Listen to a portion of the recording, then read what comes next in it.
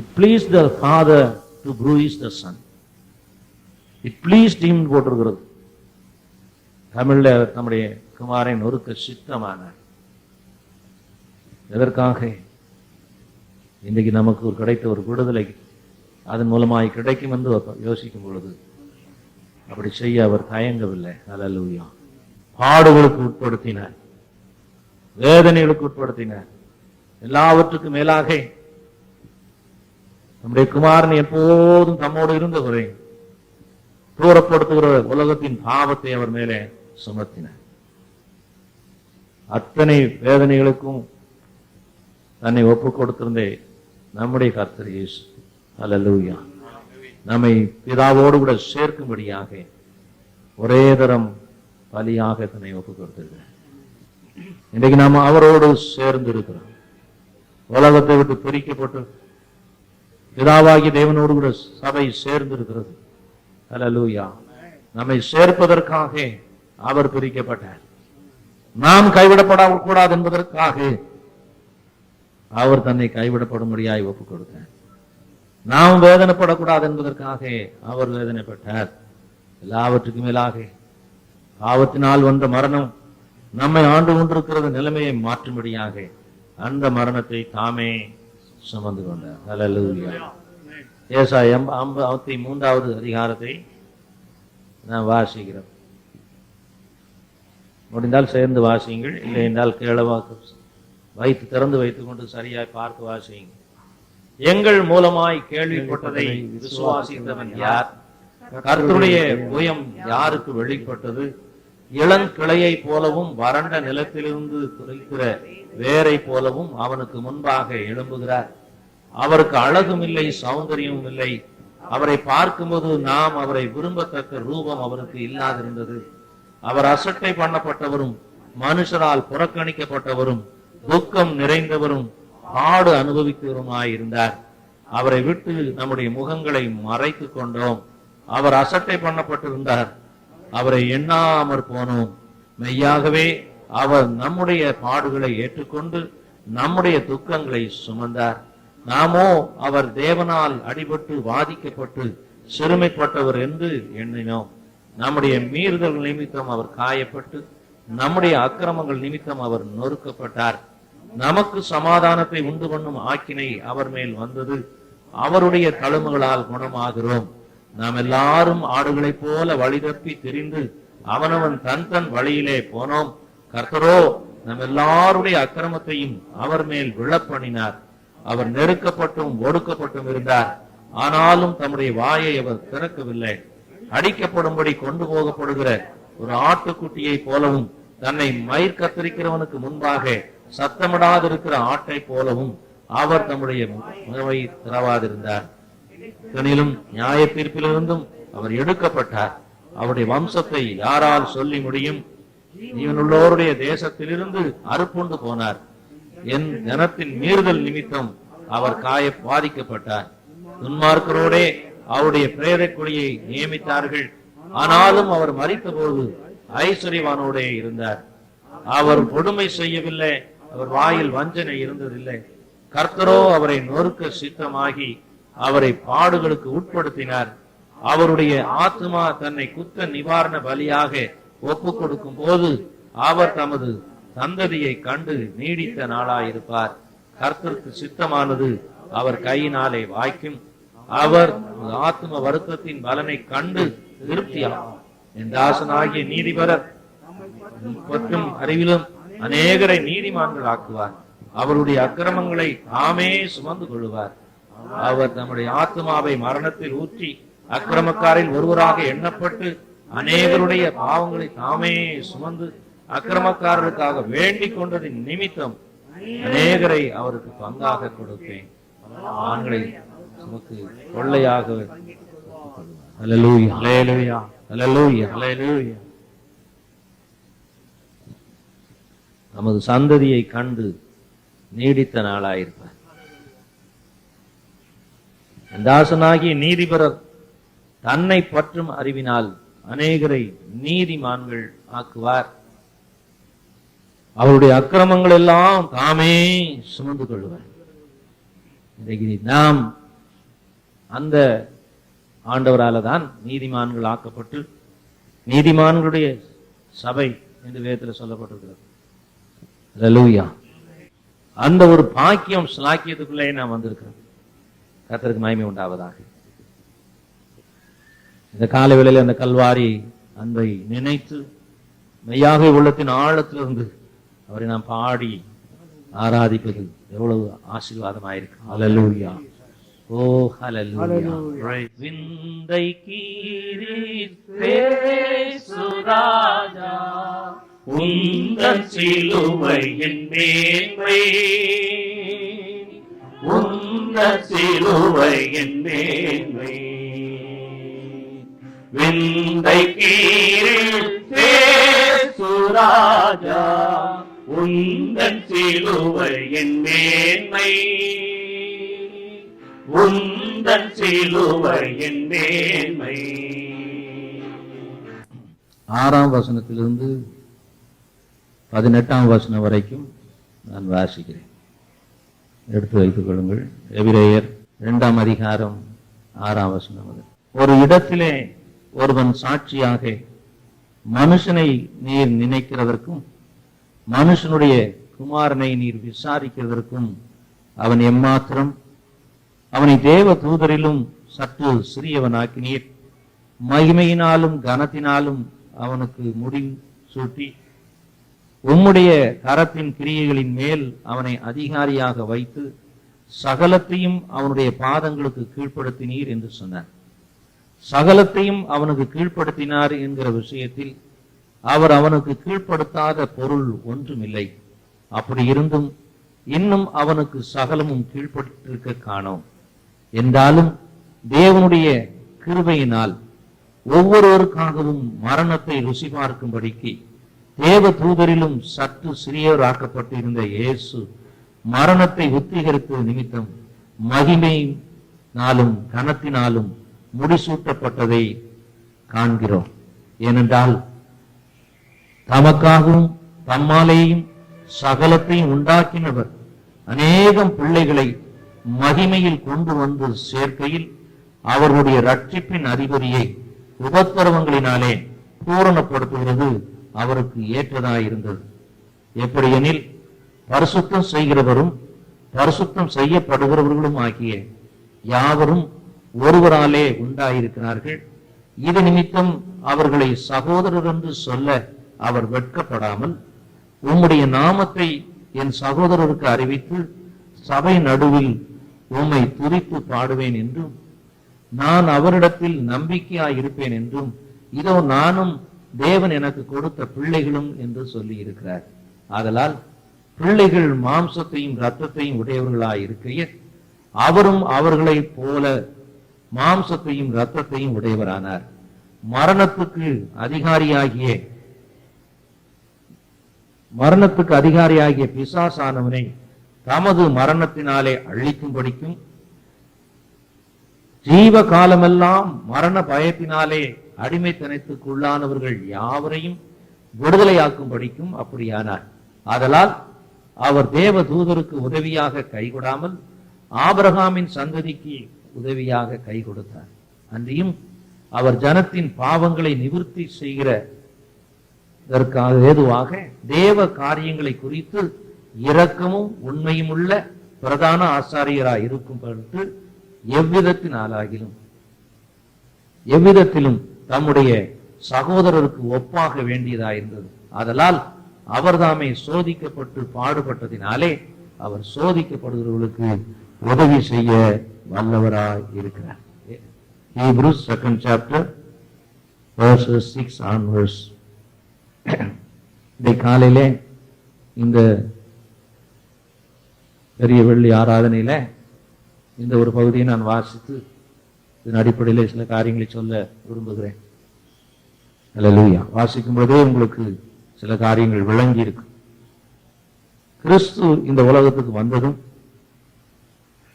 எல்லாவற்றுக்கும் மேலாக மனுக்குலத்துக்காக சிலுவையில் அவர் பாடுபட்டு மரித்ததும் பிறகு 3ஆம் நாள் உயிர்த்தெழுந்து இன்றைக்கு ஜீவிக்கிற ஆண்டவருமாயிருக்கிறார்.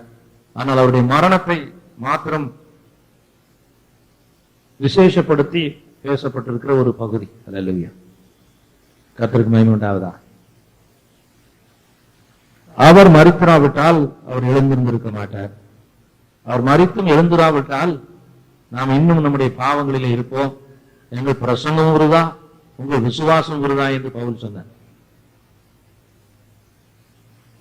சிலுவை இல்லாமல் கிரீடம் இல்லை. இயேசு மாத்திரமல்ல, இயேசுடைய சிலுவை அவ்வளவு முக்கியமாயிருக்கிறது. இந்த நாளிலே கர்த்தருக்கு மகிமை உண்டாகட்டும். உலகம் முழுவதும் ஆண்டவருடைய பாடுகளை குறித்து சிந்தித்துக் கொண்டிருக்கிற ஒரு நேரம். நான் ரட்சிக்கப்பட்டது ஒரு பிப்ரவரி மாதம் 14ஆம் தேதி, 34 வருஷங்களுக்கு முன்பாக. பிப்ரவரி மாதம் 14ஆம் தேதி ஆயிருந்ததுனாலே அந்த வருஷம் மார்ச் மாசம் நடுவில் குட் ஃப்ரைடே வந்தது. குட் ஃப்ரைடே வந்தது மாத்திரமில்ல, ஈஸ்டரும் அதோடு சேர்ந்து வந்தது. என் வாழ்க்கையில எத்தனையோ குட் ஃப்ரைடே சந்திப்பது உண்டு. ஆனால் அந்த முதல் குட் ஃப்ரைடே நான் இன்றைக்கும் மறக்க முடியாத ஒரு நாள் பிரியமானது. அதற்கு பிறகுதான் ஆவிக்குரிய ஒரு அனுபவங்களுக்குள் வந்ததுனாலே அது அன்றைக்கு எனக்கு மிகவும் ஆசீர்வாதமாக இருந்தது. என் ஆண்டவர் எனக்காக இந்த உலகத்துக்கு வந்து சிலுவையில ஜீவன் தந்ததை அப்பொழுதுதான் நான் சரியா உணர்ந்தேன். Praise God. அதுக்கு முன்னாலே இந்த குட் ஃப்ரைடே எல்லாம் ஒன்றும் பெருசா தெரியாது. அது ஒரு வழக்கத்தின் பண்டிகை. 3 மணி நேரம் வைப்பாக. எல்லா நாட்களை விட அதிக நேரம் இருக்கும். 7 பேர் 7 பிரசங்கம் பண்ணுவார்கள். அவர்கள் பேசிக்கிட்டு இருந்தால் நாங்க வெளியே நிற்போம். போறதும் பிந்தி, உள்ள போறதும் கிடையாது, வெளியே நின்று கொண்டிருக்கோம். என்னுடைய தாத்தா முதலாவது வார்த்தையை வைத்து வருஷ கணக்கில் பேசுவார். அவர் தான் அதை பேசுவார், வேற யாரும் பேச மாட்டார்கள் அந்த சபையில். பிதாவே இவர்களுக்கு மன்னியும் சொல்லி அவரும் அழுது, இருக்கிறவர்களெல்லாம் அழ வைப்பார். ஆனாலும் நான் அழுததில்லை. நாங்க பிரசங்கத்துக்கு இவருக்கு வேற வேலையே கிடையாது, ஒவ்வொரு வருஷம் இந்த பிரசங்கம் தான் பண்ணிக்கிட்டு இருப்பாருன்னு சொல்லி கேட்டுக்கிட்டு இருக்கோம். அப்படி ஒரு வழக்கத்தின்படியாக, பாரம்பரியத்தின்படியாக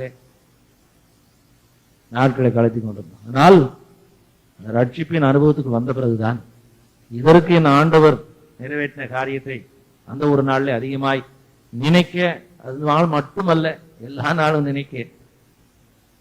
சிலுவை காட்சி இல்லை என்றால் நம்முடைய வாழ்க்கை சரியா இருக்காது. இன்றைக்கு அனைவர் வாழ்க்கையில சரியான ஜெயம் இல்லை, தோல்வி மாத்திரமல்ல, சந்தோஷம் சமாதானம் இல்லை, ஒரு நிம்மதி இல்லை.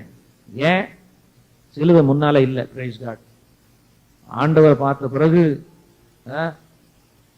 இந்த உலகத்தின் காரியங்கள் அற்பமா தெரியும். சிலுவை காட்சியை கண்ட பின்னும் நேசியாமல் இருப்பேனோ? Price God. என்னை நேசிப்பாயோ, என்னை நேசிப்பாயோ? சிலுவை கண்ட பின்னும் நேசியாமல் இருப்பாயோ கேட்டார். அது அதிகமா நடராஜ மலையர் பாடுவார். Praise God. என்னை நேசிக்கின்றாயா, என்னை நேசிக்கின்றாயா, செம்வாரி காட்சியை கண்ட பின்னும் செய்யாமல் இருப்பாயா, கல்வாரி காட்சியை கண்ட பின்னும் செய்யாமல் இருப்பாயா, என்னை நேசிக்கின்றாயா, என்னை நேசிக்கின்றாயா,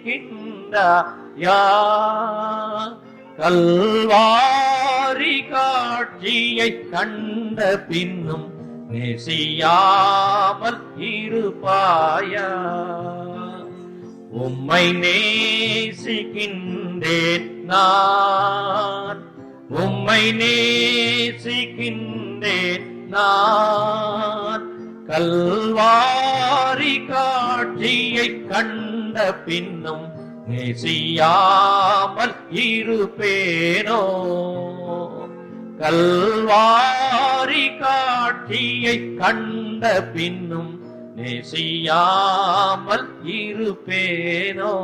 என்ன நான் சோல பாடுறதுக்கா பாடுனேன்? 2வது சரணத்தையா நீங்க பாட வேண்டாம்?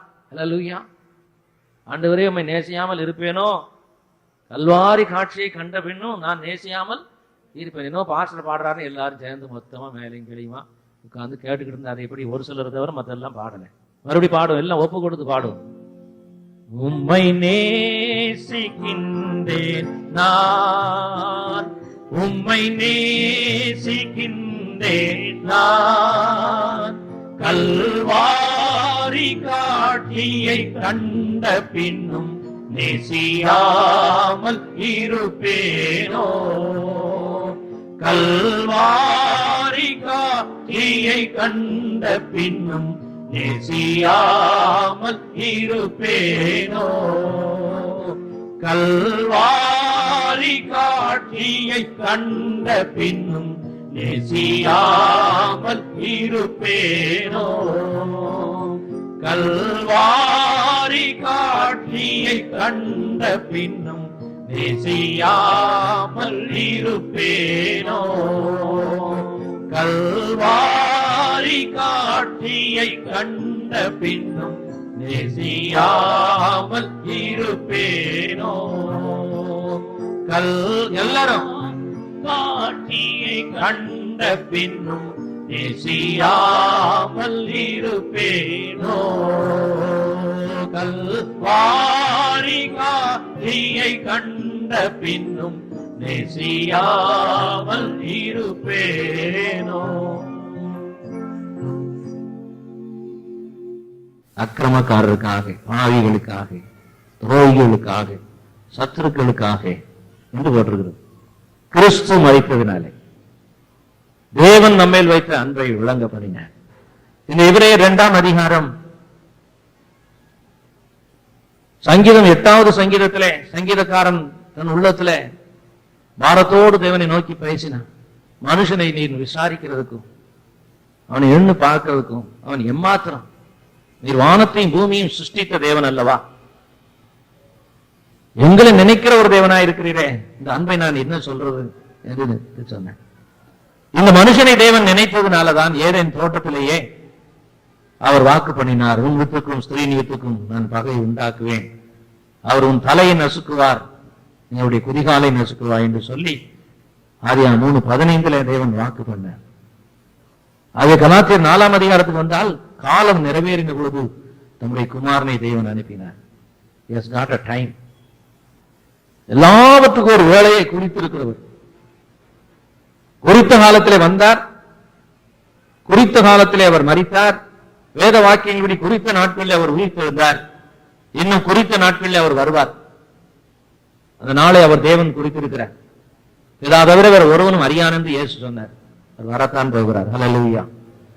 ஆனால் இன்றைக்கு இந்த மனுஷனை தேவன் நினைப்பதனாலே இந்த உலகத்துக்கு கடந்து வந்தாரே, வந்தவர் பட்ட பாடுகளை யோசித்து பார்த்தால் உலகம் போதும் அவருடைய சரீர பாடுகளை அதிகமாக சிந்திக்கிற நாள் இன்றைக்கு. வாஸ்தவம் தான், அதை போல ஒரு பாடு வேற யாருக்கும் கிடையாது. சிலுவை மரணம், crucifixion is the most painful death என்று சொல்வார்கள். நாம பார்க்கிற சிலுவை போல ரொம்ப இழைச்சி ஒழுங்கா சரியா மரக்கட்ட என்று அப்படி இல்லை. 2 கம்பு அவ்வளவுதான், அது கரடு முரடா இருக்கு. சிலுவையா ஒரு கிராஸா செஞ்சு வச்சிருப்பார்களே தவிர அதுல போய் கார்பெண்டரை வச்சு நல்லா இணைச்சி விளைச்சி ஒழுங்கா எல்லாம் கிடையாது. தொங்க வைக்கிறதுக்கு ஒரு கம்பு அவ்வளவுதான்.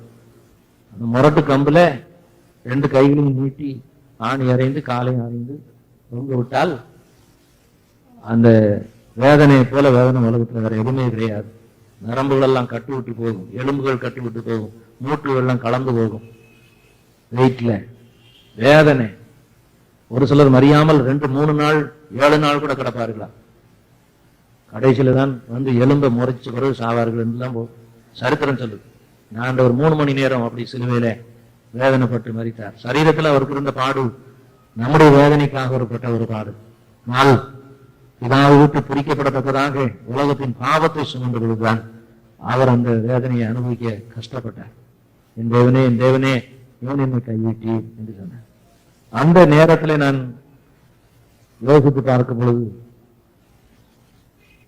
2 பேர் தான் அவருக்கு ஆறுதலாக இருந்தார்கள். நீங்க அதை யோசித்தீர்களோ என்னமோ தெரியல. சிலுவையின் நேரத்தில் அந்த பாடுகள் மத்தியில அவரை சரீர பிரகாரமாய் ஆறுதல் படுத்தின ஒருத்தன் உண்டு, ஆவியின் பிரகாரமாய் ஆறுதல் படுத்தினவன் உண்டு. 3 வருஷம் அவர்கள் நன்மை பெற்ற ஜனமெல்லாம் எங்க போச்சோ தெரியல. எத்தனை குஷ்டரோகிகள் சுகமானார்களோ, எத்தனை குருடர்களுக்கு பார்வை கிடைச்சதோ, எத்தனை வியாதியஸ்தரை அவர் சுகப்படுத்தினார கணக்கே இல்லை. எல்லாருக்கும் மேலாக 12 சீஷரை வைத்து 3 வருஷம் ட்ரைனிங் கொடுத்து கூடையே வச்சு எத்தனையோ முறை சொல்லிக் கொண்டிருந்தார். நான் வந்ததின் நோக்கம் இதுதான், நான் பாடுபட்டு மறிக்கணும், 3ஆம் நாள் உயிர்த்தெழணும், அதையும் சேர்த்து சொல்லியிருந்தார். ஆனால் யோவானும் ஒரு 4 சகோதரிகளையும் தவிர வேறு ஒருவரும் அங்கே பக்கத்துல போகல. ஆனால் அவர்கள் எல்லாரையும் காட்டிலும் இயேசுக்கு அந்த நாளில் ஆறுதலா இருந்தது ஒன்று சிமியோன். அது யாரு? அவன் எருசலேமுக்கு சும்மா வந்தவன், புறஜாதியான். இயேசு சிலுவையை தூக்க முடியல. முந்தின நாள்ல இருந்து அவரை வேதனைப்படுத்தினார்கள். வேலைக்காரரும் அவரை கன்னத்தில் அறைந்தார்கள் இருக்கிறது. தாடிமயிரை பிடுங்கினார்கள், முகத்தில் துப்பினார்கள். 39 முறைக்கு பவுல் போஸ்ன அவனை சொன்னால் என் ஆண்டவர் எத்தனை முறை அறைந்தார்கள் தெரியல. வாரினால் அடித்தார்கள், சதையெல்லாம் பிந்து போச்சு, ஒன்னும் கொடுக்கல.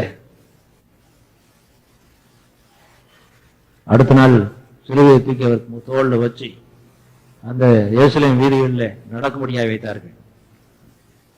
அவரால் நடக்க முடியல. ஆனால் இருந்த சரீர பலத்துல அதை தூக்கி சுமந்து கொண்டு போகும்பொழுது இனி முடியாதுங்கிற ஒரு சூழ்நிலை வந்து பொத்துன்னு கீழே விழுந்தார். சிலுவை அவர் மேல விழுந்துருச்சு. சிலுவை மரணத்தை நிறைவேற்றுவதற்காக போன ரோம சேவர்களும் அதை தொடக்கூட மாட்டான். அவனுக்கு அது ரொம்ப பரிதாபமான ஒரு காரியம், இழுக்கு. மற்றவர்களும் சிலுவையை தொட மாட்டார்கள், ஒருத்தரும் தொடர்றதுக்கு அஞ்சுவார்கள். அந்த சூழ்நிலையில இவர் மேல ஒரு பாரம் கிடக்கிறது, ஒருத்தரும் பக்கத்துல வர முடியல. ஆனா எப்படியாவது இந்த சிலுவையை தூக்கி கொண்டு போய் அங்கே கொல்கத்தாவுக்கு கொண்டு போய் சேர்க்கணும், அங்கதான் அவர் அறைய முடியும், வேற வண்டியில தூக்கிட்டு போக முடியாது. அப்பொழுது அந்த ஊருக்கு வந்த அந்த புறஜாதியான மனுஷனை பிடிச்சி அவனை பலவந்தம் பண்ணதுனால அவர் வேற வழி இல்லை. அவனும் அதை தூக்குறதுக்காக வரல, அதை தூக்கணும் விரும்பவும் இல்லை. என்றாலும் அவனை பலவந்தப்படுத்தின பொழுது வேற வழி இல்லை. போய் இயேசுவின் சிலுவைக்கு தன்னுடைய தோளை கொடுத்து அதை தூக்கி நிமித்தும் பொழுது நான் நினைக்கிறேன், அந்த பாரத்துல விழுந்து கிடந்த ஆண்டவருக்கு திடீரென்று ஒரு பாரம் நீங்கிறது போல, யார் அது நமக்கு சிலுவையை தூக்குறது என்று திரும்பி பார்த்துதான் இருப்பார் இல்லையா? சரீரத்திலே அவருக்கு அந்த நேரத்துல அந்த பாரத்தை சுமக்க தன்னை ஒப்பு கொடுத்த ஒரு மனுஷன். அவன் தூக்குனது மட்டுமல்ல, அவன் தோள் மேல அதை வைத்து கொல்கத்தா வரைக்கும் அவன் தான் தூக்கிட்டு போனான். ஆண்டவர் நடந்து போனார். இப்ப போகும்பொழுது இந்த மனுஷனை குறித்து அவர் என்ன நினைச்சிருப்பார்? இல்ல இந்த மனுஷன் தான் அவரை குறித்து என்ன நினைச்சிருப்பார்? அவனுக்கு முதல்ல ஒருவேளை அதை தூக்குறதுக்கு வெட்கப்பட்டிருந்திருப்பான். ஆனால் அவரை பார்க்க பார்க்க, அவர் பட்ட பாடுகளை பார்க்க, அவருடைய முகத்தை பார்க்க பார்க்க இவனுக்கு அது ஒரு பெரிய சேவையா நினைச்சு தூக்கிட்டு போயிருக்கணும். உண்மையாகவே ஒரு பேதுரு போய் தூக்கி இருந்தாலும் இன்னும் நலமா இருந்திருக்கும். இல்ல ஒரு யோவானே போய் தூக்கி இருந்தாலும் இன்னும் நலமா இருந்திருக்கும். அந்த சீஷன் தனக்கு உதவி செய்ய வந்தானே, சிநேகிதருக்காக சிநேகிதன் ஜீவனை கொடுக்கிறது போல அன்பு வேற வந்து இல்லைன்னு சொன்னவர் அல்லவா? உங்களை சிநேகிதர் என்று உங்களை அழைக்கிறேன்னு சொல்லியிருந்தார். அவங்க எல்லாம் வந்து உதவி செய்யல. இந்த மனுஷன் தான் சிலுவையை தூக்கிட்டு போனான். அவ்வளவு தூரம் போன மனுஷன் ரசிக்கப்படாம இருப்பானா? அவன் கட்டாயம் ரசிக்கப்பட்டிருப்பான். அல்லேலூயா. அதனாலதான் ரோமர் 16ஆம் அதிகாரத்திலே ரூஃபஸுக்கு தகப்பன் அவன் என்று போட்டிருக்கிறது. அவன் மட்டுமல்ல, ரூஃபஸும் அங்கே ரட்சிக்கப்பட்டு ஆண்டுடைய சீசர்களாய் மாறி போனார். ரூஃபுக்கு தகப்பனாயிருந்த சரித்திரத்தின்படியாக ஆண்டவருக்கு சரீர பிரகாரமாக அவன் ஒரு பாரம் சுமக்கிறவனாய் வந்தார். இன்றைக்கு சிலுவை சுமக்கிறவர்கள் அவசியம். இந்த உலகத்தின் ரட்சிப்புக்காகத்தான் அவர் அவ்வளவு நிறைவேற்றிட்டார். 2000 வருஷம் ஆச்சு, இன்னும் உலகம் ரட்சிக்கப்படலை. நான் பின்னால வர்றேன். அவர் எல்லாவற்றையும் நிறைவேற்றி உங்களையும் என்னையும் நம்பி மேல போயிருக்கிறார். இந்த பாரம் நாம் முதலாவது சுமக்க வேண்டிய ஒரு பாரம். அந்த பாரத்தை நாம் சுமந்தால் அவருக்கு சந்தோஷமாயிருக்கு. எனக்கு பாரம் சுமக்கிற ஒரு மக்கள் இருக்கிறார்கள், நான் மட்டுமல்ல எனக்கு சுமக்க ஒரு கூட்டம் இருக்கிறது என்று சந்தோஷப்படுவார். அது மாத்திரமல்ல, சிலுவை தூக்கிக்கிட்டு போனதுல ஒரு சரீரப்பிரகாரம் உதவி செய்தான். தொங்கிக்கிட்டு இருக்கும் பொழுது அவரை ஆறுதல் படுத்தினே ஒருத்தன் உண்டு. அல்லேலூயா. மற்ற ஒருத்தரும் இல்லை. 2 பேரும் வலது பக்கத்திலையும் இடது பக்கத்திலையும் சிலுவையில் அறைந்தார்கள். அது ஏற்கனவே என் ஆண்டவர் தீர்க்க தரிசனமா சொன்னதுதான் நிறைவேறினது. ஒருத்தன் சொல்லுகிறான், என்னமோ உங்களை பத்தி என்னெல்லாம சொல்றாங்களே, நம்ம என்ன இல்லாம செய்யறாருன்னு சொல்லி அற்புத அடையாளங்கள்லாம் செய்யறாருன்னு சொல்றாங்களே. ஒண்ணு செய்யும், உண்மையும் விடுவித்துக்கொள்ளும், எங்களையும் விடுவித்துக்கொள்ளும், உண்மையும் ரட்சித்துக்கொள்ளும், என்னையும் ரட்சித்துக்கொள்ளும். இந்த வேதனை தாங்க முடியல, இதை செய்யாம ஏயா இருக்கிறேன்னு சொல்லி கேலி பண்ணுங்க. ஆண்டவருக்கு எவ்வளவு கஷ்டமா இருந்திருக்கும். அவர் தொங்குனது உலகம் முழு மனு மக்களுக்காக சிலுவையில தொங்கிக்கிட்டு இருக்காரு. கீழே ஒரு கூட்டம் கடந்து 7 விதமான கூட்டங்கள் இருந்தார்கள். அதெல்லாம் எனக்கு சொல்ல நேரம் இல்லை. There were 7 groups of people around the cross. ஒவ்வொரு வாயிலிருந்து ஒவ்வொரு விதமான காரியங்கள் வந்து கொண்டிருந்தது. இதெல்லாம் அவர் கேட்டுக்கிட்டு இருக்கிறார்.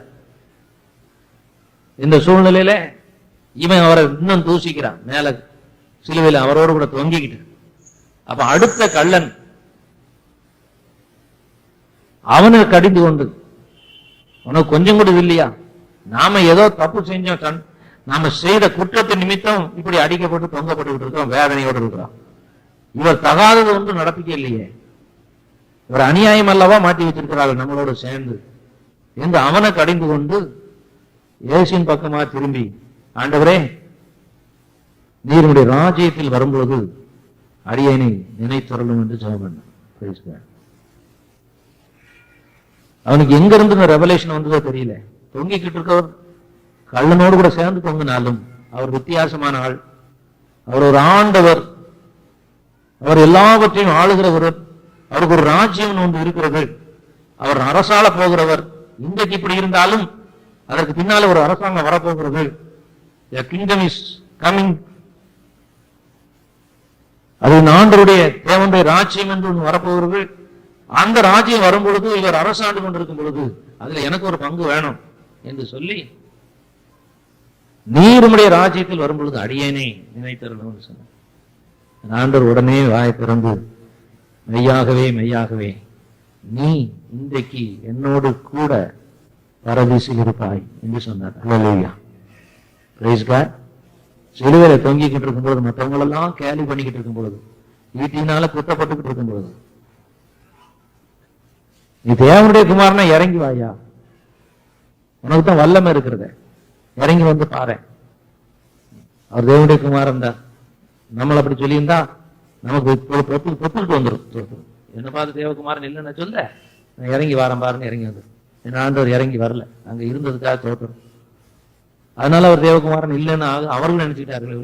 அவர் தேவனுடைய குமாரனா தான் இருந்தார். அப்படிப்பட்ட ஒரு வேதனையின் சூழ்நிலை மத்தியில ஒருவன் அவர் ஆண்டவரையும் கூடுறான்.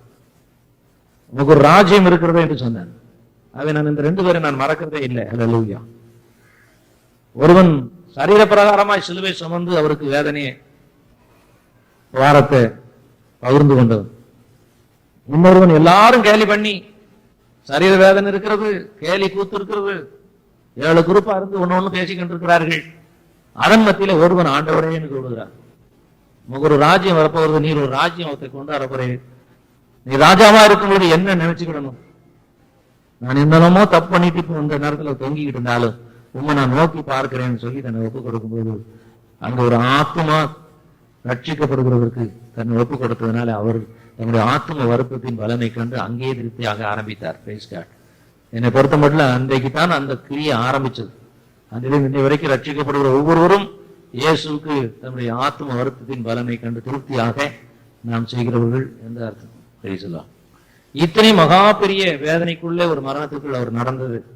இந்த அதிகாரத்துல வாசிக்கும் பொழுது சில சத்தியங்கள் இங்கே போட்டிருக்கிறது. நான் இன்றைக்கு அதைத்தான் உங்கள் மத்தியில வைக்க விரும்புகிறேன்.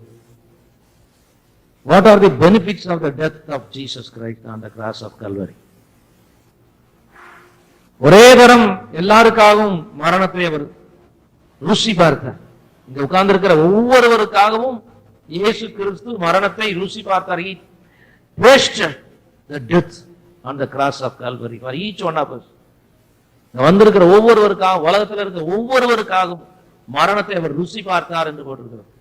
ஏனென்றால் அந்த ஆதி மனுஷன் கீழ்ப்படியாமையினாலே பாவத்தையும் மரணத்தையும் கொண்டு வந்தார். இவர் தேவனுக்கு கீழ்ப்படிந்து அல்லேலூயா ஜீவனையும் அழியாமையும் கொண்டு வந்தார். 2 தீமோத்தேயு 1 அதிகாரம் 10 வசனம். The first benefit what we read in 2 Timothy 1st chapter 10th verse. வாசிங்கள். நம்முடைய இரட்சகராகிய இயேசு கிறிஸ்து பிரசன்னமானதினாலே அந்த கிருபை வெளிப்படுத்தப்பட்டிருக்கிறது. அவர் மரணத்தை பரிகரித்து ஜீவனையும் அழியாமையையும் சுவிசேஷத்தினாலே வெளியரங்கமாக்கினார். ஆதி மனுஷன் ஆதாம் கீழ்ப்படியாமையினாலே பாவத்தையும் மரணத்தையும் உலகத்துக்கு கொண்டு வந்தான். ஒருவன் தான் செய்தான், செய்யாதவர்கள் எல்லாருக்கும் அது வந்து வாய்ச்சி விட்டது. இன்றைக்கும் இல்லை, இனி வரப்போகிற தனம் வரைக்கும் ஆதாம் சுவாபத்தில் இந்த உலகத்தில் நாம் பிறக்கிறோம். அதனால அதிலிருந்து விடுதலை ஆகி ஜீவனும் அழியாமையையும் தம்முடைய மரணத்தினாலே சிலுவையில நமக்கு சம்பாதித்து கொடுத்திருக்கிறார். அல்லேலூயா. இன்னைக்கு நாம் மரணத்தை அல்ல ஜீவனை பெற்றுக் கொள்கிறோம். ஜீவனை மாத்திரமல்ல, அழியாமையை பெற்று நித்திய ஜீவனை பெற்று என்றென்றைக்குமாய் அவரோடு கூட அவருடைய ராஜ்யத்திலே அவருடைய பரலோகத்தில் அவருடைய மோட்சத்திலே இருக்கிற ஒரு பாக்கியத்தை கர்த்தர் நமக்கு வாக்கு பண்ணி இருக்கிறார். இது இப்படி எப்போ உலகத்துக்கு எப்படி கிடைக்கிறது என்றால் சுவிசேஷத்தினாலே வெளிப்படுத்தினார். அல்லேலூயா. இது ஜனத்துக்கு சுவிசேஷத்தின் மூலமாகத்தான் கிடைக்கப்பட முடியும். அது சுவிசேஷம் போகலன்னா அவர்கள் ஜீவனையும் அழியாமைக்குள்ளையும் வர முடியாது. நம்மை ஆண்டவர் ரட்சித்து சுவிசேஷ பாரத்தை நமக்கு தந்து, ஆத்ம பாரத்தை தந்து நம்மை இந்த உலகத்துல நடத்த அவர் விரும்பி வச்சிருக்கிறார். ஆகவே அந்த பாரத்தை பெற்றுக் கொண்டவர்களாக ஒவ்வொரு நாளும் என்னை பொறுத்த மட்டும் எதையாவது ஒரு விதத்துல இந்த சுவிசேஷம் மற்றவர்களுக்கு கிடைக்கத்தக்கதாக செயல்பட வேண்டியது இன்றைக்கு எடுக்க வேண்டிய முதல் தீர்மானம். அல்லேலூயா. அதுதான் குட் ஃப்ரைடே அன்றைக்கு என் ஆண்டவரே ஆத்ம வருத்தத்தின் பலனை கண்டு திருப்தி ஆகிறதற்கு வைக்கும். மற்றபடி சும்மா ஒரு 2 மணி நேரம் 3 மணி நேரம் உட்கார்ந்து ஆராதனை பண்ணிட்டு போறதுனால அவருக்கு ஒரு திருப்தி கிடையாது. இங்க வந்த ஒவ்வொருவரும் எந்த விதத்திலாவது அழிவுக்குள்ளையும் மரணத்துக்குள்ளையும் பாவத்துக்குள்ளையும் போன உலகத்துக்கு ஜீவனையும் அழியாமையும் தம்முடைய மரணத்தினாலே சம்பாதித்தாரே, அதை சுவிசேஷத்தினாலே எல்லாரும் பெற்றுக்கொள்ள வச்சுட்டு போயிருக்கிறாரே. அவன் இந்த சுவிசேஷத்துக்கு என்று நான் செயல்படுவேன். அதுக்கு என்ன செய்யலாமோ அதை செய்யறதுக்கு ஆண்டோடைய கிருபையில தேவன் என்று ஒரு தீர்மானம் எடுத்தால் நம்முடைய ஆத்ம வருத்தத்தின் பலனை கண்டு என் ஆண்டவர் திருப்தி ஆவார். ஆமென். அல்லேலூயா. நீங்கள் சந்திக்க வேண்டிய ஆத்மாக்கள் உண்டு. உங்க பக்கத்துல இருக்கிறார்கள், உங்க காம்பவுண்ட்ல இருக்கிறார்கள், உங்க வேலை ஸ்தலத்தில் இருக்கிறார்கள். இன்னும் நீங்கள் ஒவ்வொரு நாளும் சந்திக்கிற மக்கள் உண்டு. அவர்கள் எல்லாருக்கும் நாம கொடுக்க வேண்டியதை கொடுத்துடணும். அவர்கள் அதை எப்படி ரிசீவ் பண்ணி கொள்கிறார்களோ அது அவருடைய பொறுப்பு. அவர் ரிசீவ் பண்ணலன்னா அது அவங்க அதுக்கு ஆன்சர் பண்ணணும். கொடுக்காட்டா நம்ம தான் ஆன்சர் பண்ணணும். ஆகவே ஆண்டவரே, இனியும் சுவிசேஷத்துக்கு நான் தடையா இருக்க மாட்டேன். நான் சுவிசேஷத்தை கொடுக்கிறதுக்கு என்ன எப்போதும் ஆயத்தமா வச்சிருப்பேன். என்றால் நீ மறுத்ததின் நோக்கம் சுவிசேஷத்துல தான் நிறைவேற முடியும். ஆகவே அதற்கு நான் என்னை பூரணமா தந்துடுறேன் என்று சொல்லணும். ஜீவனையும் அழியாமையையும் தேவன் நமக்கு தந்தார், தாம் மரணத்தை பரிகரித்ததினாலே. அல்லேலூயா. இயேசுவின் மரணம் நமக்கு ஜீவனையும் அழியாமையும் தந்திருக்கிறது. ஆமென். நமக்கு ஒரு நம்பிக்கை உண்டு. இந்த உலகத்துல 70 வருஷமோ பலத்தின் மீதினால் 80 வருஷமோ ஆனாலும் இந்த சரீர ஜீவியத்திற்கு ஒரு முடிவு வரும். ஆனால் கண்ணை மூடும் பொழுது அவர் இருக்கிற இடத்துல போய் நாம் சேருவோம். இயேசு சிலுவையில மரிப்பதற்கு முன்னால இருந்த காலத்துக்கும் மரித்த பிறகு இருக்கிற காலத்துக்கும் வித்தியாசம் உண்டு. அதற்கு முன்னாலே பழைய ஏற்பாட்டு பரிசுத்தவான்களும் நீதிமான்களும் உடனடியாய் மரித்த உடனே பரலோகம் போகல. அவர்கள் பூமிக்குள்ளதான் போனார்கள், அவருடைய ஆவி. ஆனால் அவர்களுக்கும் துன்மார்க்கருக்குள்ள வித்தியாசம் 2 கம்பார்ட்மெண்டா இருந்தது. பரதேசி என்று இருந்தது, அங்கே இருந்தார்கள். மற்றவர்கள் நரகத்தில் இருந்தார்கள். நரகம் எங்க இருக்குது? நரகத்துக்கு மேலதான் நம்ம உட்கார்ந்து இருக்கோம், பேசுறோம். நரகம் எங்கேயோ வேற எங்கேயோ ஒரு பிளானட்ல இருக்குன்னு நினைச்சிட்டு இருக்காதீங்க. பூமிக்குள்ளதான் இருக்கிறது, இன்னும் இருக்கிறது. அக்னி நிறைஞ்சு உள்ள இருக்கிறது. கோராகு கூட்டத்திலிருந்து அந்த ஆதி நாள்ல இருந்து பாவம் செய்தவர்கள் பூமிக்குள்ள நரகத்துக்குள்ள போயிருக்கிறார்கள். விளங்குதா? ஆனால் நாம் போக வேண்டியது இந்த பூமி இல்லை, 3ஆம் வானத்திற்கு மேல இருக்கிற ஆண்டவர் அரசாளுகிற அவருடைய அந்த பரலோகத்தின் பாக்கியம் நமக்கு வாக்கு பண்ணப்பட்டிருக்கிறது. அங்க போகணும், எல்லாரும் போகணும், மனுஷர்கள் எல்லாரும் அங்க வரணும்னு சொல்லி தான் அதை ஆயத்தப்படுத்தி இருக்கிறார். பிசாசுக்கும் அவருடைய தூதர்களுக்கும் அவர் ஒரு இடத்தை ஆயத்தப்படுத்த வேண்டிய அவசியம் ஆச்சு. Because they are incorruptible. Satan and his Angeles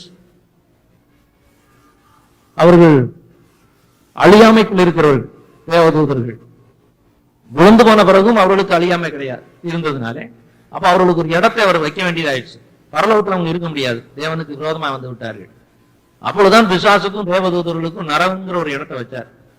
ஆனால் மனுஷன் அவனை பின்பற்றி போய் கடைசியில் அங்க போறதுக்கு தன்னை ஒப்பு கொடுத்திருக்கிறது பார்க்கும் பொழுதுதான் பரிதாபமா இருக்கிறது. இன்றைக்கும் விசுவாசிகளாய் வந்த பிறகும் கூட பிசாசுக்கு இடம் கொடுத்து போறதை போல பரிதாபமான நிலைமை வேற எதுவும் இல்லை.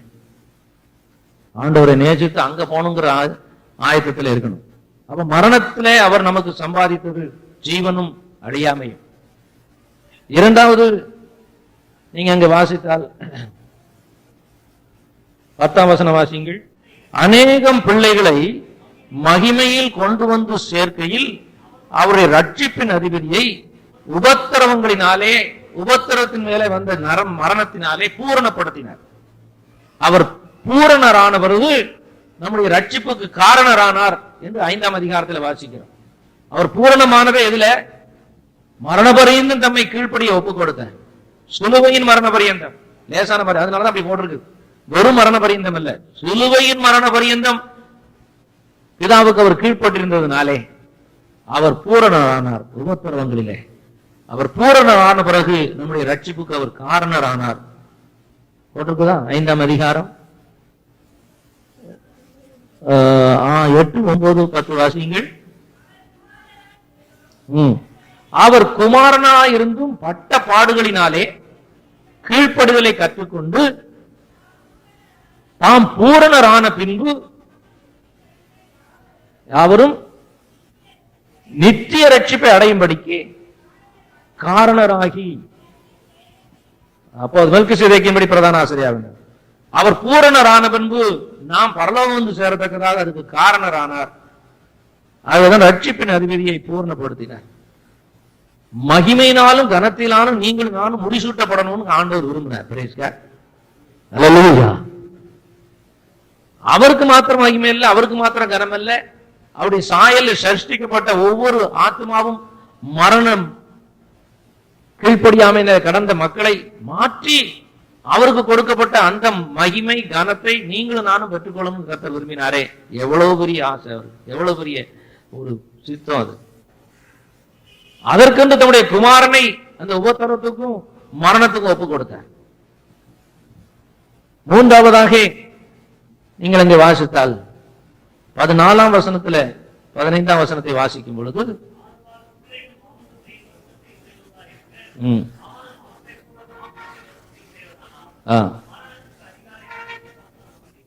மரணத்துக்கு அதிகாரியாகிய பிசாசமானவனை தமடு மரணத்தினாலே அழிக்கும்படிக்கு. That's a third thing. What are the benefits of his death? First, நமக்கு என்னது? ஜீவன், அழியாமை, லைஃப் and incorruptibleness.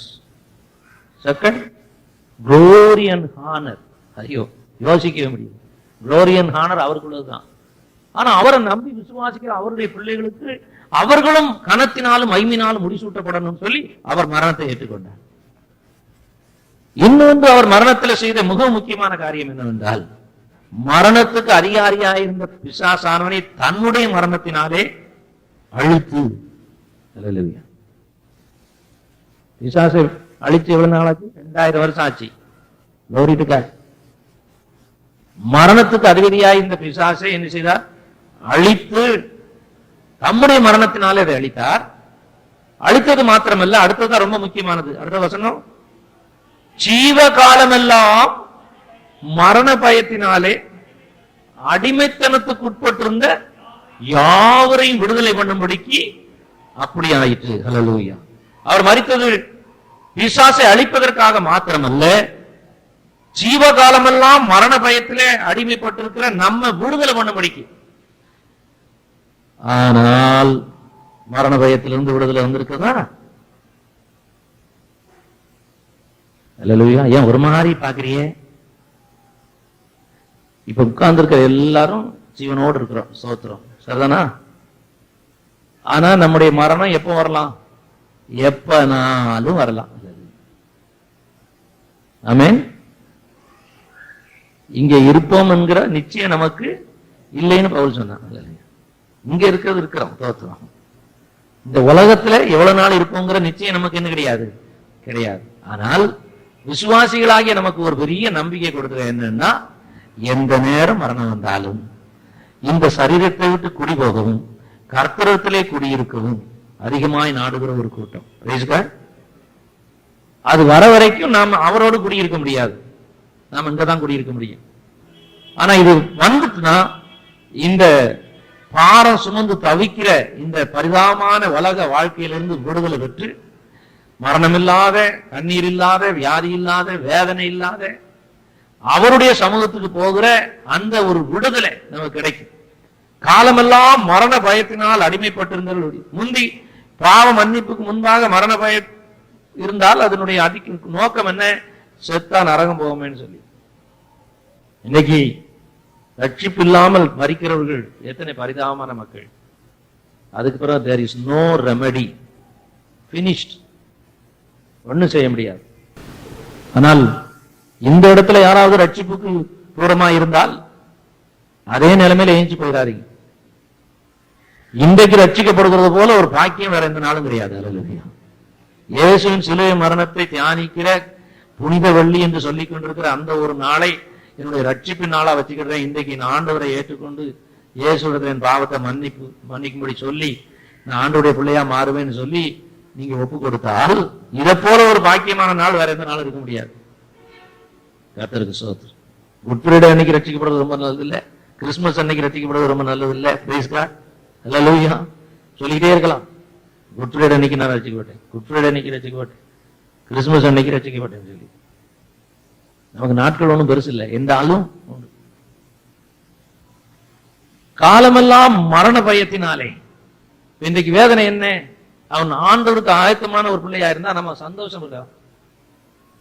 இந்த உலகத்தை விட்டு கடந்து ஆண்டவர்கிட்ட போயிட்டாரியா அப்படின்னு சொல்லி ஆனா சொல்ல முடியலையே, சொல்ல முடியல. காலமெல்லாம் மரண பயம் இன்னைக்கு உலகத்துல எல்லாரையும் பிடிச்சிருக்கிறது. ஆனா விசுவாசி சரியா தேவனை நம்பினால் உனக்கு மரண பயம் இல்லை. அல்லேலூயா. ஆமென். எத்தனையோ முறை அது மாதிரி காரியங்கள் அந்த நிழலாட்டம் போல தெரிஞ்சாலும் பயப்பட வேண்டியதில்லை. என் ஆண்டவர் சிலுவையில மரித்ததுனாலே. அல்லேலூயா. என்ன விடுதலை கொடுத்திருக்காரா? மரணத்தை குறிச்சு பயப்படுறீங்களா? ஒரு ஜெபம் பண்ணுங்க, நிம்மதியா பொட்டுன்னு போயிடணும். மற்றவங்களுக்கும் ஒரு ஓத்திரமா இருக்கக்கூடாது, நமக்கும் ஓத்திரமா இருக்கக்கூடாது.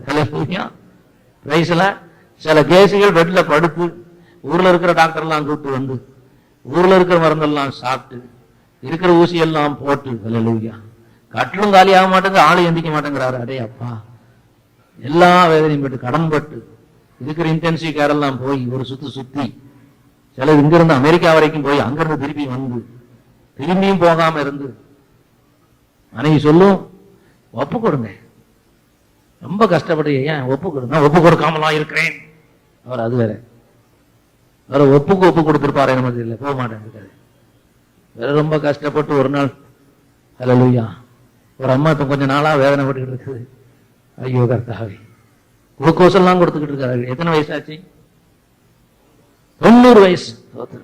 நானும் போய் அந்த அம்மாவுக்கு ஜெபம் பண்ணிட்டு வந்தேன். உங்களோட பொருளாஜுடைய பாட்டி. 90 வயசு, போக மாட்டேங்குது. நான் ஊருக்கெல்லாம் போயிட்டு வந்த உடனே கோயிலுக்கு நுழையும்போது அம்மா தான் வந்தார்கள். என்ன போகலையே, பெரும் பிரச்சனையா இருக்கிறது. ஒண்ணு உள்ள இறங்கவும் மாட்டேங்குது, ஏறவும் மாட்டேங்குது. நாங்களும் குளுக்கோஸ் ட்ரிப் எல்லாம் கொடுத்து பாக்குறோம். ஏதோ என்ன செய்ய? அதுக்காக ஒண்ணும் செய்ய முடியாது. அதுக்கு வர வேண்டிய நேரம் வர வரைக்கும் இருக்கும். தோத்துறோம். நமக்கு ஆசை என்ன? அது போறதுக்குள்ள ஆண்டவரை ஏற்றுக்கொண்டு போயிடணும். அதுக்கு போய் ஜெபம் பண்ணும்போது அப்படித்தான். அதுக்கு காது அந்த மாதிரி நேரத்தில் அதுக்கு ஒன்றும் தெரியாது நினைக்காதீங்க. கோமாவில் இருந்தாலும் நீங்க சின்ன ஸ்ப்ரேயர் சொல்ல வைக்கலாம், உள்ளுக்குள்ள இருந்து ஆத்மா சொல்லும். Price God. கோமாவில் இருக்கு, நீங்க சொல்றது வழங்காதுன்னு நினைக்காதீங்க.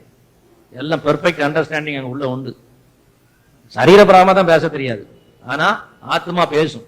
அதனால ஒப்பு கொடுன்னு சொன்னா அது ஒப்பு கொடுக்கும். உள்ள அவர் ஒப்பு கொடுக்கணும். அதனால ஒப்பு கொடுக்க வச்சு போயிடணும். அதான் நமக்கு. அதுக்கு பிறகு இருக்கணும்னு அவசியம் இல்லை, போயிட வேண்டியதான். இருந்தாதான் பிரச்சனை இல்லையா? காலமெல்லாம் மரண பயத்தில் இருக்கிறவர்களை விடுதலையாகும்படிக்கு அவர் மரித்தார். இயேசு மரித்தது எதற்காக? ஜீவனும் அழியாமையும் பெற்றுக்கொள்ளும்படியாக, கனத்தையும் மகிமையும் நமக்கு கொடுக்கும்படியாக, மூன்றாவது மரணத்துக்கு அதிகாரியாகிய பிசாசை அழிக்கும்படியாக. ஹல்லேலூயா. இயேசு வெளிப்பட்டதின் நோக்கத்தை குறித்து 1 யோவான்ல வாசிக்கும் பொழுது, பிசாசின் கிரியைகளை அழிக்கும் பொருட்டே தேவகுமாரன் வெளிப்பட்டார். ஆனால் பிசாசின் கிரியைகளை அவர் அழித்தது எப்போ? சிலுவையிலே அவனை ஜெயித்த பொழுது. நமக்கு விரோதமாயிருந்த கையெழுத்தை கொலைத்து அதிகாரங்கள்லாம் உரிந்து கொண்டு சிலுவையில வெற்றி சென்றார்னு சொல்லப்பட்டிருக்கிறது அன்றைக்கு. அவன் காலம் மரணத்துக்கு அதிபதியாய் பிசாசை ஜெயித்தார் தன்னுடைய மரணத்தினாலே. ஆகவே உங்களுக்கு எனக்கு அவன் மேல ஒரு அதிகாரம் வந்துருச்சு. அவர் அதை செய்யற வரைக்கும் மனுக்குலத்துக்கு பிசாசின் மேல அதிகாரம் இல்லை. பிசாசு மேல அதிகாரம் கிடையாது.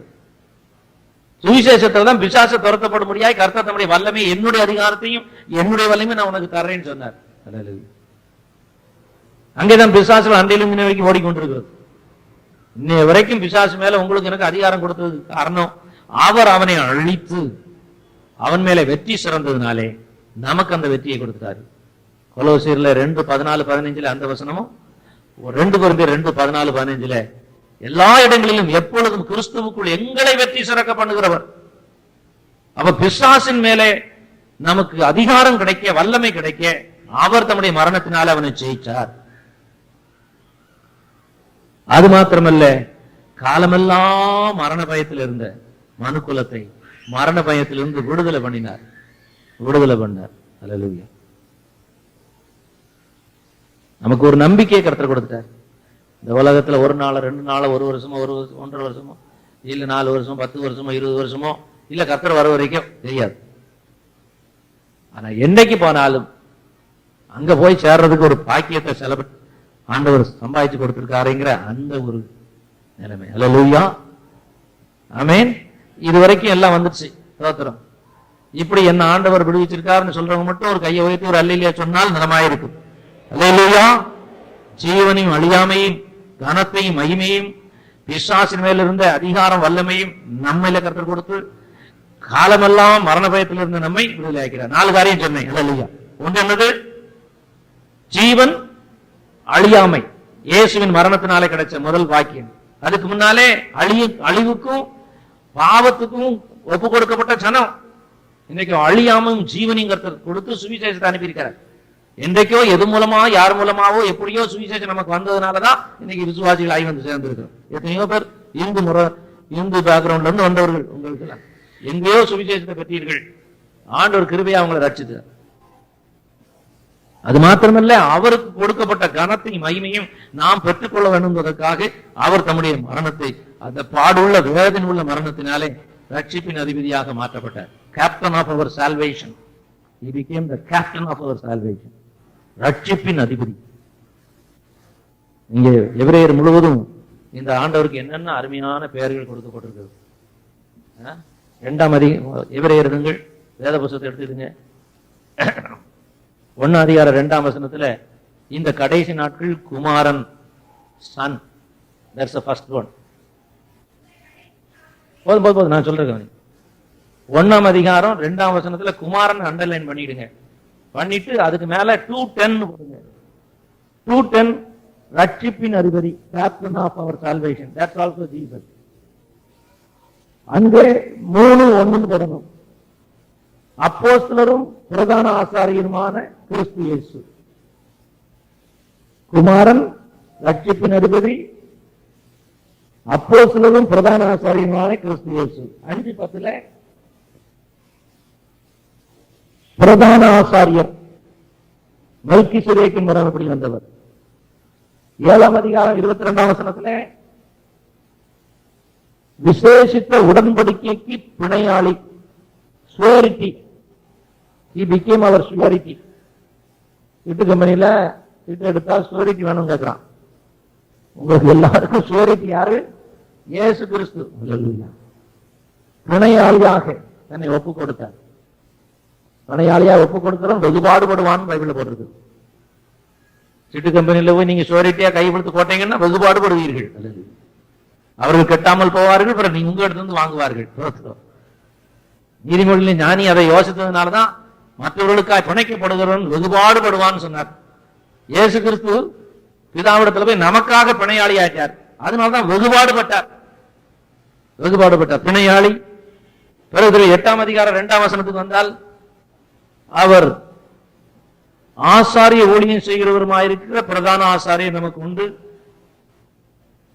9:18 வாசித்தால், புது உடன்படிக்கையின் மத்தியஸ்தர். 9:15 புது உடன்படிக்கையின் மத்தியஸ்தர், இஸ் தி மீடியேட்டர். 10ஆம் அதிகாரம் 12ஆம் வசனத்துக்கு வந்தால், வலது பார்சத்தில் உட்கார்ந்திருக்கிறவர், வலியை செலுத்தி எந்தெண்டைக்கும் தேவனுடைய வலது பார்சத்தில் உட்கார்ந்திருக்கிற அவர் 12:2 சிங்காசனத்திலே வலது பார்சத்தில் உட்கார்ந்திருக்கிறவர் லீடர் நமக்கு. 13ஆம் அதிகாரம் 20ஆம் வசனத்திலே பெரிய மேய்ப்பன். இவ்வளவு காரியம் ஒரே ஆள் தான், இயேசு கிறிஸ்து. ஆகவே மரணத்தினாலே அவர் சம்பாதித்த இந்த பகுதியில் இருக்கிற சில காரியங்களை நான் உங்களுக்கு சொன்னேன். தொடர்ந்து நீங்கள் வாசித்தால்,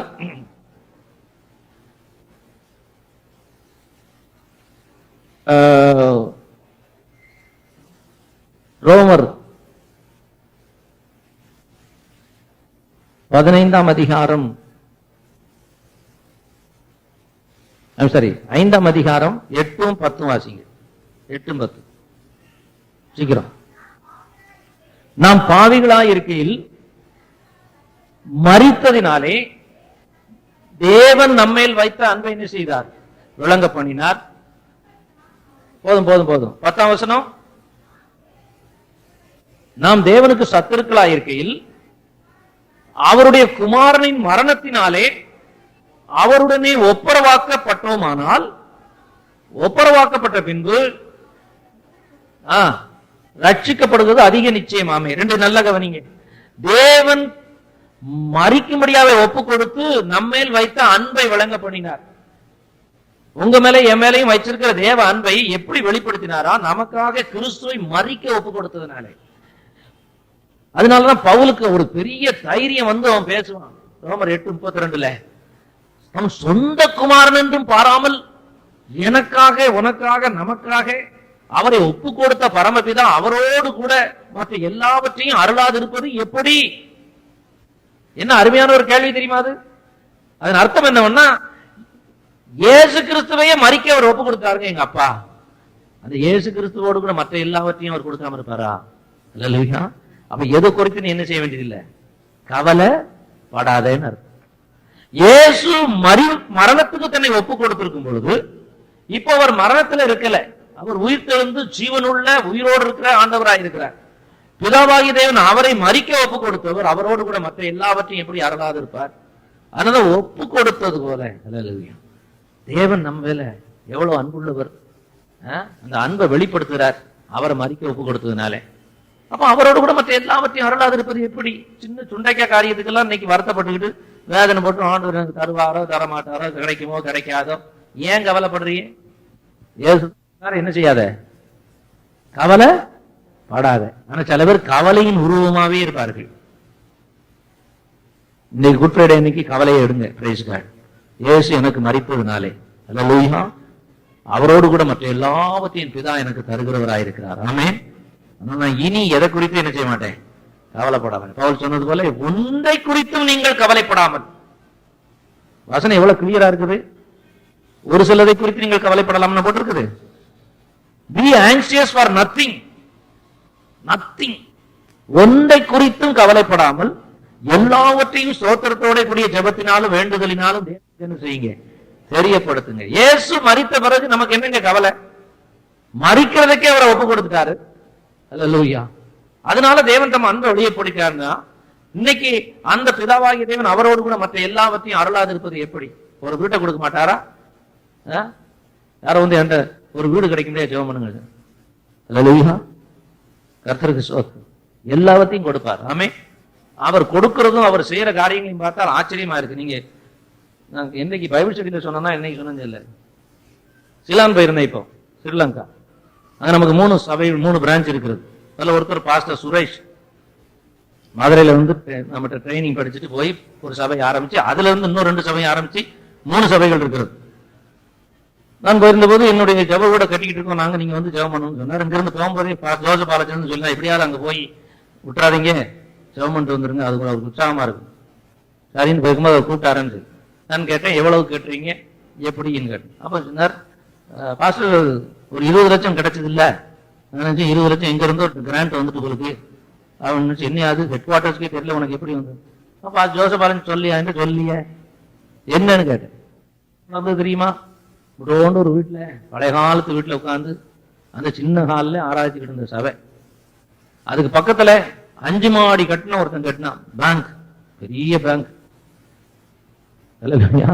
கருத்தை செய்யறது பாருங்க. இவன் 5 மாடி கட்டி போய் 4வது மாடி கட்டிக்கிட்டு இருக்கும் பொழுது இந்த வீடு கிராக் ஆயிடுச்சு. பக்கத்துல ஒட்டி இருந்த வீடு கிராக் ஆயிடுச்சு. கிராக்னா செவரெல்லாம் கிராக் ஆகி சீலிங் எல்லாம் கிராக் ஆயிடுச்சு. உடனே இவர்கள் வெளியே வந்து இது பண்ணி கார்பரேஷன் ஆட்கள் வந்து பார்த்து, இது it's not fit for dwelling, இதுல உட்காரக்கூடாது, என்னைக்கா மண்டையில விழுந்தா எல்லாம் செத்து போவியே, அதனால இது இப்படி நடந்ததுக்கு காரணம் பக்கத்துல அவன் போட்ட ஃபவுண்டேஷன் சரியில்லை, அவன் கட்டின விதமும் சரியில்லை, அவன் பெரிய பில்டிங்கா கட்டும் போது இதுக்கு கொஞ்சம் வேற சப்போர்ட் கொடுத்துருக்கணும், அதனால அவனாலதான் அந்த வீடு அஃபெக்ட் ஆயிடுச்சு. So you can appeal it in the court of law. நம்ம கோர்ட்டுக்கு போலாமா? இந்த மாதிரி கேஸுக்கு போய்தான் ஆகணும். அல்லேலூயா. என்ன பாஸ்டர் கோர்ட்டுக்கு போலான்னு சொல்றீங்களா? ராயனுக்கு அபயம் இடுகிறேன். நியாயத்துக்கு அபயம் விட்டா தப்பு இல்லை, அதுக்குதான் நியாயஸ்தலம் இருக்கு. ஆனா நியாயஸ்தலத்துல அநீதி இருக்குது, பைபிள்ல போட்டிருக்கு. இப்ப இருக்கிற நியாயஸ்தலத்துல என்ன இருக்குது? அநீதி இருக்கு. அன்றைக்கு இயேசு கிறிஸ்துவின் காலத்திலும் கூட இந்த மாதிரி ஒரு கேஸ் எங்கேயும் நடந்தது கிடையாது. ஜட்ஜே சொல்றாரு, உனக்கு குற்றமே இல்லை, இவர் பேர்ல ஒரு குற்றமும் கிடையாது, ஆனாலும் உன்னை சிலுவைக்கு ஒப்பு கொடுக்குறேன். அது எந்த ஜட்ஜா தெரியல, பரிதாபமான ஜட்ஜ் இல்ல, கைய கழுவி நல்லா தெரியும் உன் மேல குற்றமே இல்லை. சோத்திரம். இப்படித்தான் பொட்டுன்னு மேல போவோம். சோத்திரம்.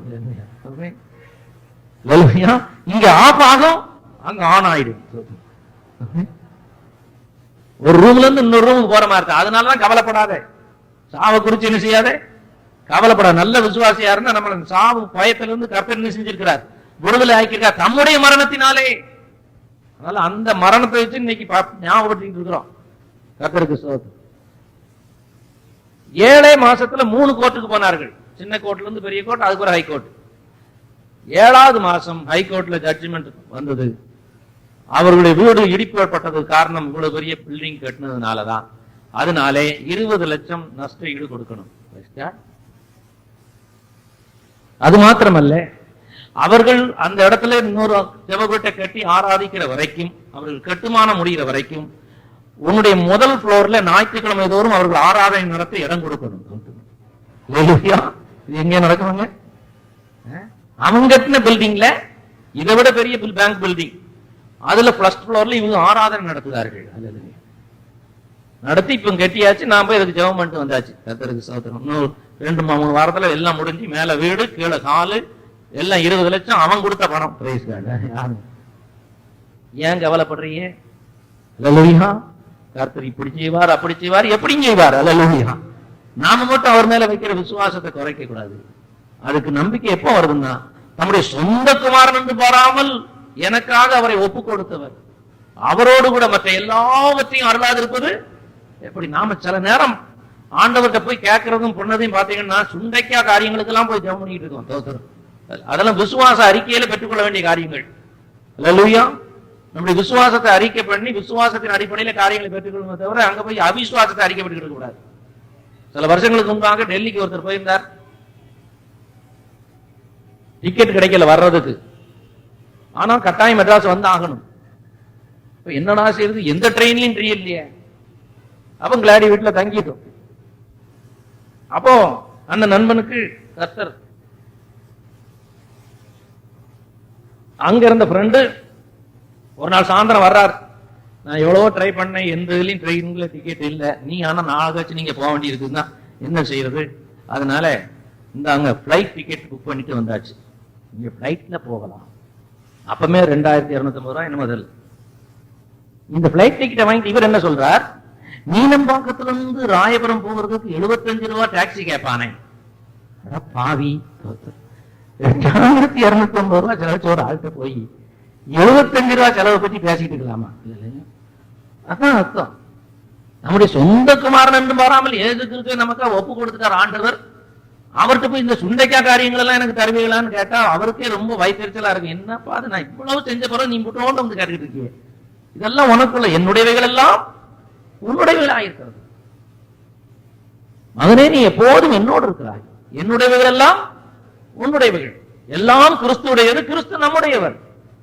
அல்லேலூயா. ஆகவே இந்த குட்பிரேயர் என்னைக்கு நல்லா ஞாபகத்துக் கொள்ளுங்கள், இயேசுவையே ஒப்பு கொடுத்த பரமபிதா அவரோடு கூட மற்ற எல்லாவற்றையும், அந்த எனக்கு அந்த வார்த்தை ரொம்ப பிடிக்கும், மற்ற சிலவற்றை அப்படியே போட்டிருக்கு, மற்ற எல்லாவற்றையும். அதுல ஒரு fill up the blanks போட்டு கொஞ்சம் கோடு போட்டு வைக்கணும், என்னென்ன போடணுமோ ஒவ்வொரு நேரமும் அதுல இருந்து. எங்க வாத்தியார் fill up the blanks பாரு, fill up the blanks பிள்ளை பத்த blanks பாரு, சரி போட்டும். அந்த fill up the blanks வச்சுக்கிட்டு எங்கெங்க என்னென்ன தேவையோ அதை அங்கங்க போடணும். மற்ற எல்லாவற்றையும் அருளாதிருப்பது எப்படி?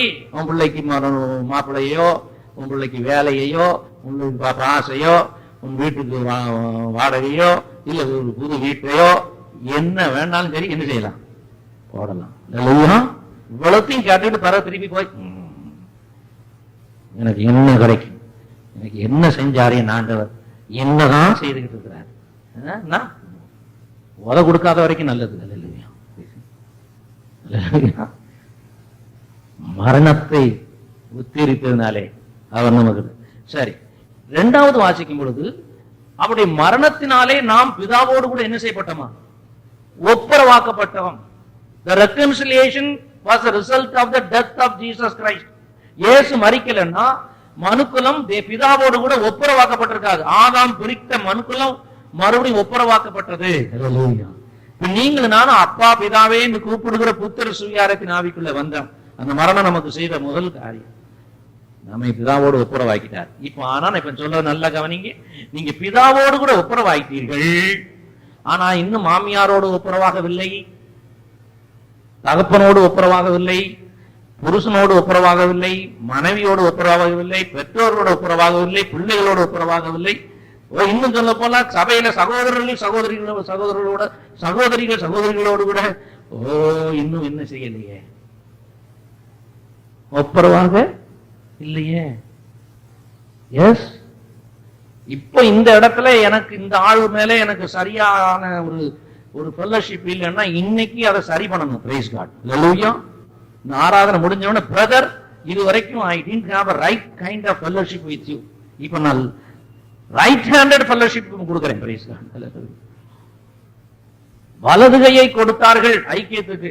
பர்னபாவும்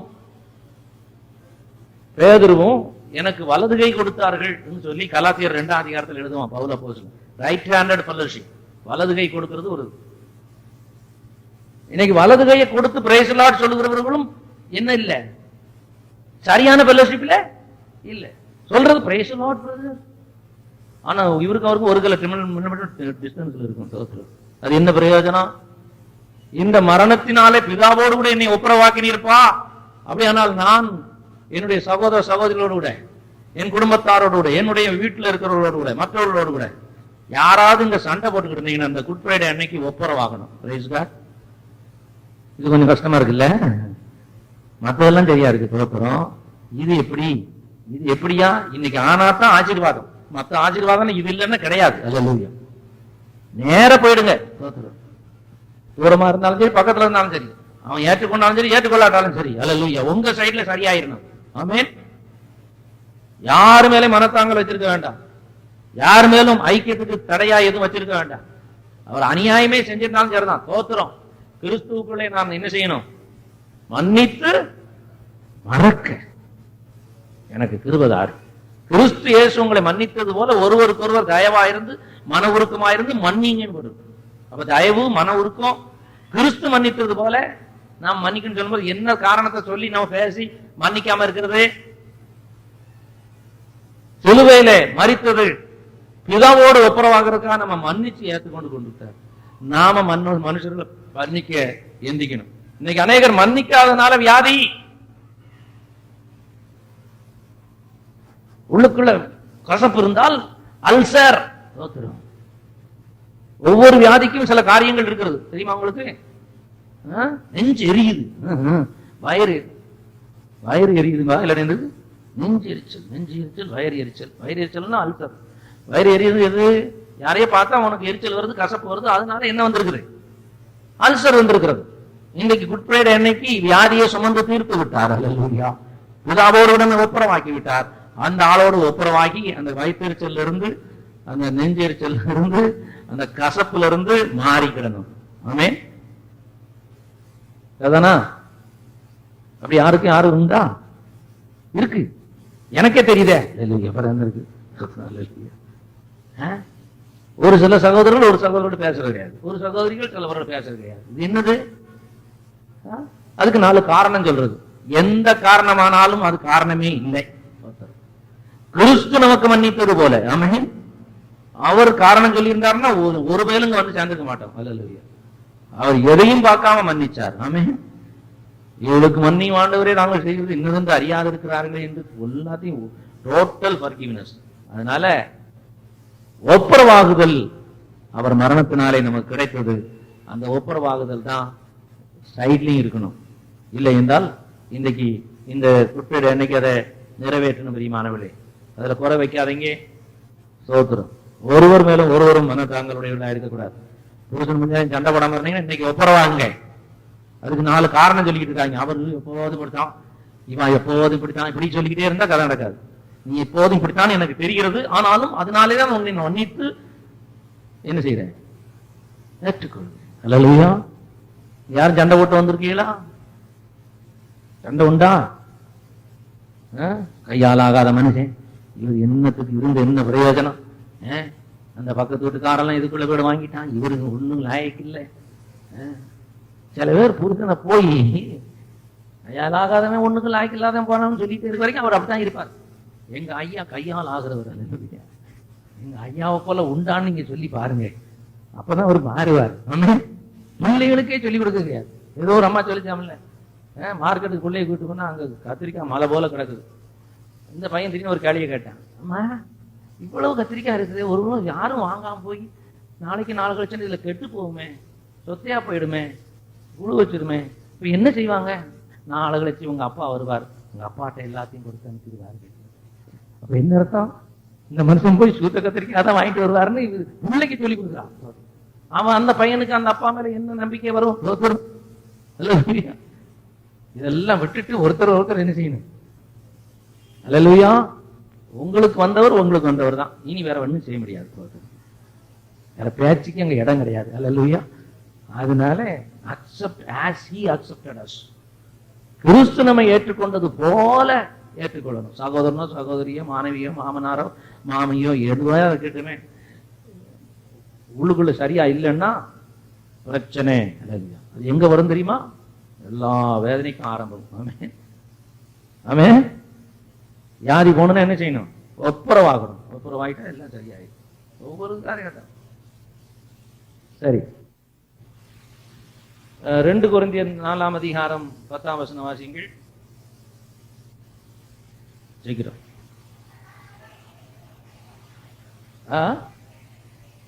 ஒண்ணுமே கேட்கல. கர்த்தராகிய இயேசு கிறிஸ்துவினுடைய ஜீவனும் எங்கள் சரீரத்திலே விளங்கும்படிக்கு இயேசுவின் மரணத்தை எப்பொழுதும் எங்கள் சரீரத்திலே சுமந்து திரிகிறோம். பவுல் சொன்னான், என் கிருபை உனக்கு போதும் என்று சொன்னார். ஆகவே கிறிஸ்துவின் வல்லமை என்னில் தங்கி இருக்கும்படிக்கு என் பலவீனங்களை குறித்தே நான் மேன்மை பாராட்டுவேன் சொன்னான். அப்ப அவனுக்கு ஒரு ஆசை இருக்குது, எப்போதும் கிறிஸ்துவின் வல்லமை என் சரீரத்திலே தங்கி இருக்கணும்.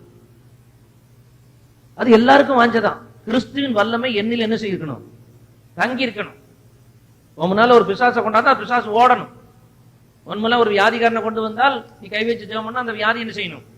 போகணும். அப்படி வல்லமை விசுவாசிகளுக்கு கொடுத்திருக்காரு. ஊழியக்காரங்க ரெண்டாவது.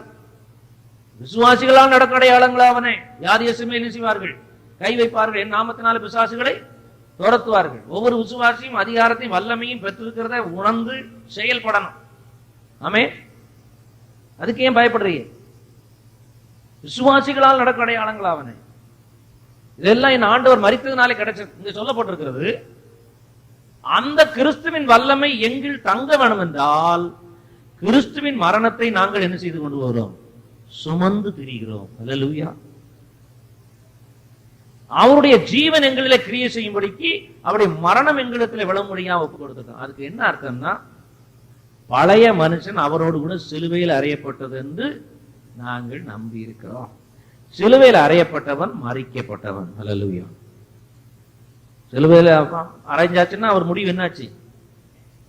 சிலுவையில் அறையப்பட்டார், இயேசு மரித்தார். அது மாதிரி சிலுவையில் ஒருத்தனை மறிச்சா அறையப்பட்டாச்சுன்னா அவன் என்ன ஆயிட்டான்னு அர்த்தம்? அவனுக்கு சாவு உண்டாச்சுன்னு அர்த்தம். ஆனா இன்றைக்கு ஒரு வினோதமான காரியம் என்னவென்றால், அநேக விசுவாசிகள் சிலுவையிலே அறையப்பட்டவர், ஆனால் இன்னும் என்ன செய்யல?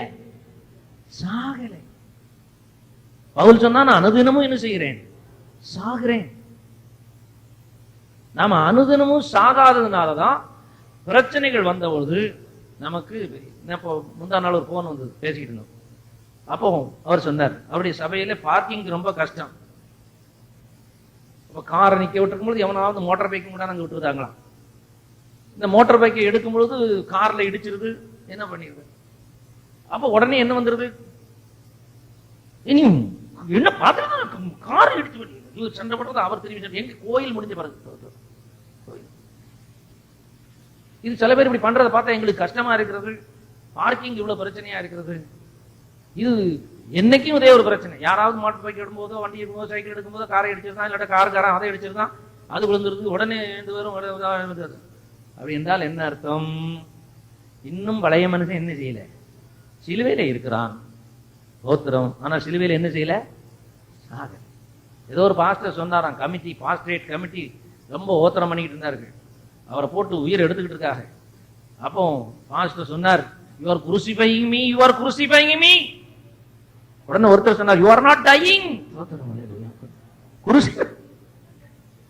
crucifying me தாயா. ஆனா நீங்க என்ன செய்யலையே? இயேசு சிலுவையில் என்ன செய்தார்? மரித்தார். ஆனா நீர் இன்னும் என்ன செய்யல? மரிக்கல. இயேசுவின் மரணத்தை நாங்கள் சுமந்து திரிகிறோம். பழைய மனுஷன் சிலுவையில் அவரோடு கூட என்ன செய்யப்பட்டாச்சு? அறையப்பட்டது என்று நிதானிக்கிறோம். அதனால பழைய கோப தாபம் வேண்டாதது இதெல்லாம் இருந்தா கிறிஸ்துவின் வல்லமை நம்ம மேல என்ன செய்யாது? தங்காது. இன்னைக்கு பிரச்சனை அதுதானே. கிறிஸ்துவின் வல்லமை நம்மில் தங்க வேண்டும் என்றால் கிறிஸ்துவின் மரணத்தை நாங்கள் சுமந்து திரிகிறவர்களாக இருக்க வேண்டும். அல்லேலூயா. அப்போ கிறிஸ்துவின் வல்லமை உங்கள் மூலமா வெளிப்படும். பிசாசை கொண்டு வந்தா ஓடும். அங்க ஒண்ணு கையை வைக்க வேண்டியது இல்லை. போய் அதை போய் முடிய பிடிச்சு ஆட்ட வேண்டியது இல்லை. வாயில எண்ணெயை ஊத்த வேண்டியது இல்லை. பைபிள் பைபிள் தான் கழியும், அது ஒண்ணும் போகாது. அப்படிலாம் போட்டிருக்கா பைபிள்ல? என் நாமத்தினாலே பிசாசுகள் என்ன செய்வார்கள்? துரத்துவார்கள். அவ்வளவுதான். வார்த்தையினாலே பிசாசை துரத்தினார். ரெண்டு காரியம் தான் போட்டிருக்கு. அவர் நாமத்தினாலே சொல்ற அவருடைய வார்த்தையினாலே. வேற ஒண்ணும் செய்யறதுக்கு நமக்கு அதிகாரம் கிடையாது. இதை விட்டுட்டு வாயில ஊத்துறதும், காலை கட்டி போடுறதும், விலங்கு போடுறதும், தூணோட கட்டி போடுறதும், 9 கட்டு இருக்கு, 9 பிசாசுக்கு ஒரு நாளைக்கு ஒண்ணு அனுப்புறது, இதெல்லாம் சொல்லிக்கிட்டு இருக்க வேண்டியதான். இன்னும் வல்லமை என்ன செய்யல? வெளிப்படல. கிறிஸ்துவின் மரணம் அங்க வரல, தூக்கி செல்லல. அதனால வல்லமை என்ன செய்ய மாட்டாங்க? வெளிப்பட மாட்டேங்கிறது. முடிய பிடிச்சு கூட ஒண்ணும் செய்ய வேண்டிய அவசியம் இல்லை. பைபிள் எங்கேயாவது முடிய பிடிச்சு ஆட்டினார் போட்டிருக்காங்க இல்லையே? இயேசு கிறிஸ்து எங்கேயாவது முடிய பிடிச்சாராங்க? என்ன ஒரு மாதிரி பாக்குறீங்க? ஆனா இன்னைக்கு பிசாசு வந்த உடனே எதுங்க போறோம்? குடி முடிய வேண்டாம். அல்லேலூயா. அநேக வருஷங்களுக்கு முன்பாக உட்கார்ந்து இருக்கிறார். ஒரு நாள் மதியம் பகல் கூட்டத்துல சுவாமிதாஸ் ஒரு ரிலேட்டிவ் ஒரு கேளை குடிச்சிட்டு வந்தார். இதுக்கு பிசாசு பிடிச்சிருக்கிறது, நாம துரத்தணும். நானும் பார்த்து ஜோசப் பார்த்து எல்லாரும் உடனே பாட்ட ஆரம்பித்தோம். நமக்கு தான் ஒரு பாட்டு தெரியும், எல்லாம் வல்லமை உண்டுன்னு ஆரம்பிச்ச உடனே இது பயங்கரமா ஆடுச்சு.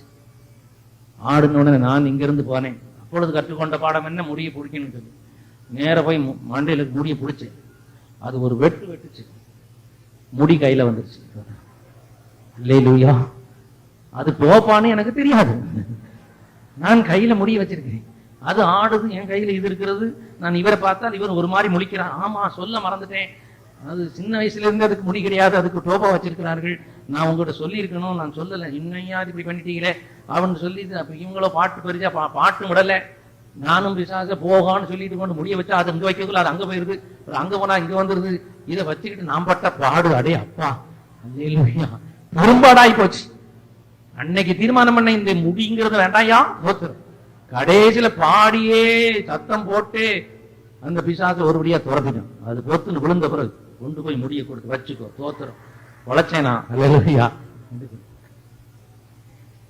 அந்த அம்மா அதுக்கு ஒரு நர்சிங் முடிச்சு, அல்லேலூயா, அது பாஸ் ஆகி இங்க வேலை பார்க்கறது மாட்டாங்க. இங்க இருந்து நேர மலேசியா போய், மலேசியா சிங்கப்பூரா, சிங்கப்பூர் தான், சிங்கப்பூர் போய் அங்கே ரொம்ப நாளா நேர்ஸா இருக்கே, நல்ல ஒரு விசுவாசி ஆகி தோத்துறோம். திடீர்னு ராத்திரி 11 மணிக்கு போன ஒரு என்ன சாந்தா பேசு. சாந்தா எந்த சாந்தா? சாந்தா ஓ அல்லேலூயா, சரிதான், தோத்தனம் இருக்கு. உடனே எல்லாம் ஞாபகம் வரும், ஆடினதெல்லாம் ஞாபகம் வரும். சரி, திடீர்னு ஒரு போன் வந்துச்சு, மகனுக்கு கல்யாணம், வரனே ரத்னராஜ் வீட்டுக்கு வரேன், நீங்க வரணும் சொன்னாரு. அந்த அம்மா வீட்டுல தான் போய் போவோம். மோகன் சி லாசரஸ் எல்லாம் தங்குறாரு சிங்கப்பூர்ல போனா. இப்ப இங்க வந்துருச்சா? இன்னும் அங்கதான் இருக்குது, தோத்துறோம். சரின்னு போன உடனே மெத்தையில இருந்து ஓடியாந்துச்சு, வந்து இறங்கி, வந்துட்டீங்களா பாசன்? நான் சாந்தா வரேன் சொன்னேன். சாந்தி சாந்தி சாந்தி வருகிறேன்ட்டு வந்தாரு. ஓ நல்லா தெரியுது. மேல போனா அந்த ஐயாவுக்கும் அதே கதை தான். பையனுக்கு அடுத்த நாள் கல்யாணம், அவரும் டோப்பா வச்சுட்டு வந்திருக்காரு. சரி போட்டு, இது குடும்பம் யாருக்கு வாரிசா வருது. அதனால இப்ப எப்படியாவது கை வைக்க வேண்டிய அவசியம் வந்தால் கொஞ்சம் இழுத்து பார்த்துக்கிடுறது. அல்ல அது வருதான் இல்ல, இது பெரிய பிரச்சனை இல்லை. அது வரலன்னா தான் கை வைப்போம், இல்லை வைக்க மாட்டேன். ஆனாலும் என்ன பொறுத்த மட்டும் கிறிஸ்துவின் வல்லமை வெளிப்பட்டால் பிசாசு தன்னாலே என்ன செய்யும்? போடும், கையும் வைக்க வேண்டாம், பாட வேண்டாம், ஒண்ணும் செய்ய வேண்டாம், அது போனா போயிடணும். அல்லேலூயா. அங்க பைபிள்ல போட்டிருக்கிறது, கிறிஸ்துவின் வல்லமை நம்மில் வழங்க வேணும் என்று சொன்னால் அவருடைய மரணத்தை என்ன செய்துட்டு போங்க, சுமந்து திரிங்க. யாரெல்லாம் உண்மையா மறிக்கிறார்களோ, பாவத்துக்கு மறித்து நீதித்துக்கு பிழைக்கிற அந்த ஜீவியத்துல சரியா இருந்தா உன் மூலமா வல்லமை வெளிப்பட்டுக்கிட்டே இருக்கும். அல்லேலூயா. வல்லமை வெளிப்படலாம், இன்னும் சரியா மறிக்கலன்னு அர்த்தம். You are not died properly. Death has not come. ஏதோ கொஞ்சம் உள்ள பழைய மனுஷனுக்கு ஒரு ஜீவன் இருக்கிறது, பழைய காரியங்கள் திருப்பி திருப்பி வெளியே வருது, அதனாலதான் பிரச்சனை. அல்லேலூயா. கிறிஸ்துவின் மரணத்தை சுமந்து திரிக்க வேண்டும். அல்லேலூயா. பழைய ஜீவியத்திலிருந்து விடுதலை பூர்ணமா இருக்கணும். திருப்பி மழையபடி போய் என்ன செய்வார்? போட்டிருக்கு பைபிள்ல, தன் பாவத்திலிருந்து விடுதலை ஆக்கப்பட்டவன் மறுபடியும் தந்த பலவீனங்கள்ல போய் விழுந்து ஜெயிக்கப்பட்டால் நாயானது தான் கக்கினதை திரும்பி திங்கிறதுக்கு சமமா இருக்கும். அப்படிப்பட்டவர்களை புதுப்பிக்கிறது கூடாத காரியம் போட்டிருக்கு. எனக்கு அந்த வசந்த பயமா இருக்கும். இட் இஸ் டிஃபிகல்ட் போடல, இட் இஸ் இம்பாசிபிள் போட்டிருக்கு. புதுப்பிக்கிறது என்னதான்? கூடாத காரியம். தேவனாலே கூடாத காரியம் ஒன்றுமில்லை. ஆனா இங்க போட்டிருக்கிறது இவர்களை புதுப்பிக்கிறது கூடாத காரியம். அதனால அப்ப எவ்வளவு கவனமா இருக்கணும், எவ்வளவு கவனமா இருக்கணும். கிறிஸ்துவின் மரணத்தை சுமந்து திரியுங்க. அவர் நமக்காக மரித்தது நம்முடைய பாவத்துக்காக மரித்தார், அக்கிரமக்காக மரித்தார். அவரை நேசிக்கிறவர்கள் அதுல உறுதியாக இருந்துட்டு போகணும். ரொம்ப அவசியமான ஒரு காரியம், பெரியமானவர்களே. அல்லேலூயா. இப்ப எத்தனை சொல்லி முடிச்சுட்டு நேரம் ஆயிடுச்சுன்னு நினைக்கிறேன். தோத்திரம் 7 முடிஞ்சுதா? 6 5 ஐயா 6 தான் வந்திருக்குதா? தோத்திரம். முதல்ல என்ன சொன்னேன்? ஜீவனும் அழியாமையும் கிறிஸ்துவின் மரணத்தினாலே நமக்கு கிடைத்தது. இரண்டாவது honour and glory, glory and honour. மூன்றாவது பிசாசை அழித்து அதிகாரமும் வல்லமையும் கர்த்தர் நமக்கு கொடுத்தார். எல்லாம் 2 ஜீவன் அழியாமை, glory and honour, power and authority, வெறும் பவர் மட்டும் கொடுத்தாலும் போதாது, அத்தாரிட்டி மட்டும் கொடுத்தாலும் போதாது. அத்தாரிட்டி இருக்கணும், அத்தாரிட்டிக்கு என்ன வேணும்? பவரும் வேணும். ரெண்டும் சேர்ந்து வந்தா தான், இல்லைன்னா காரியம் நடக்காது. பிசாசின் மேல உனக்கு அதிகாரத்தை கொடுக்கிறேன், வல்லமை நான் வைத்துக் கொடுக்கிறேன் ஆண்டவர் சொல்ல, வல்லமையும் அதிகாரத்தையும் உனக்கு கொடுக்கிறேன் சொன்னார். அதனால இன்றைக்கு கர்த்தருடைய ஊழியத்தை செய்ய முடிகிறது. ஓ ஹல்லேலூயா. வெறும் அத்தாரிட்டியை காட்டிக்கிட்டு இருந்தவனா ஒரு பிரயோஜனம் கிடையாது. வல்லமை அத்தாரிட்டி. அடுத்தது என்னது? நாலாவதா, மரண பயத்திலிருந்து கர்த்தர் என்ன செய்தார்? விடுதலை பண்ணினார். 5. ஆமே, தேவனுடைய அன்பை விளங்க பண்ணினார். தேவ அன்பை விளங்க பண்ணது 6வதா? 5வது. அதுல நான் சொன்னேன், அவரையே ஒப்பு கொடுத்தவர், அவரோடு கூட மற்ற எல்லாவற்றையும், அவர் அன்பு எவ்வளவு பெரிய அன்பு. அவர் பிதாவாகிய தேவன், உங்கள் தேவைகளை அறிந்த பரமபிதா, ஏன் கவலைப்படுறேன் அர்த்தம். அதைத்தான் பவுல் சொல்லும் பொழுது, சொந்த குமாரன் என்று பாராமல் எனக்காக அவரை ஒப்பு கொடுத்தார், அவரோடு கூட மற்ற எல்லாவற்றையும் அருளாது இருப்பது எப்படி? கவலைப்படாதீங்க. அடுத்தது என்னது? ஒப்புரவாகுதலின் ஊழியம். கிறிஸ்து மரித்ததுனால என்ன கர்த்தரோடு கூட என்ன செய்தார்? பிதாவோடு கூட I am reconciled to the Father in heaven. So I should be reconciled with everybody. இங்க எனக்கு ஒப்புரவாகாம இருந்தான்னா அந்த ஒப்புரவாகுதல்ல நான் பங்கு பெற்றுன்னு சொல்லி பிரயோஜனம் இல்லை.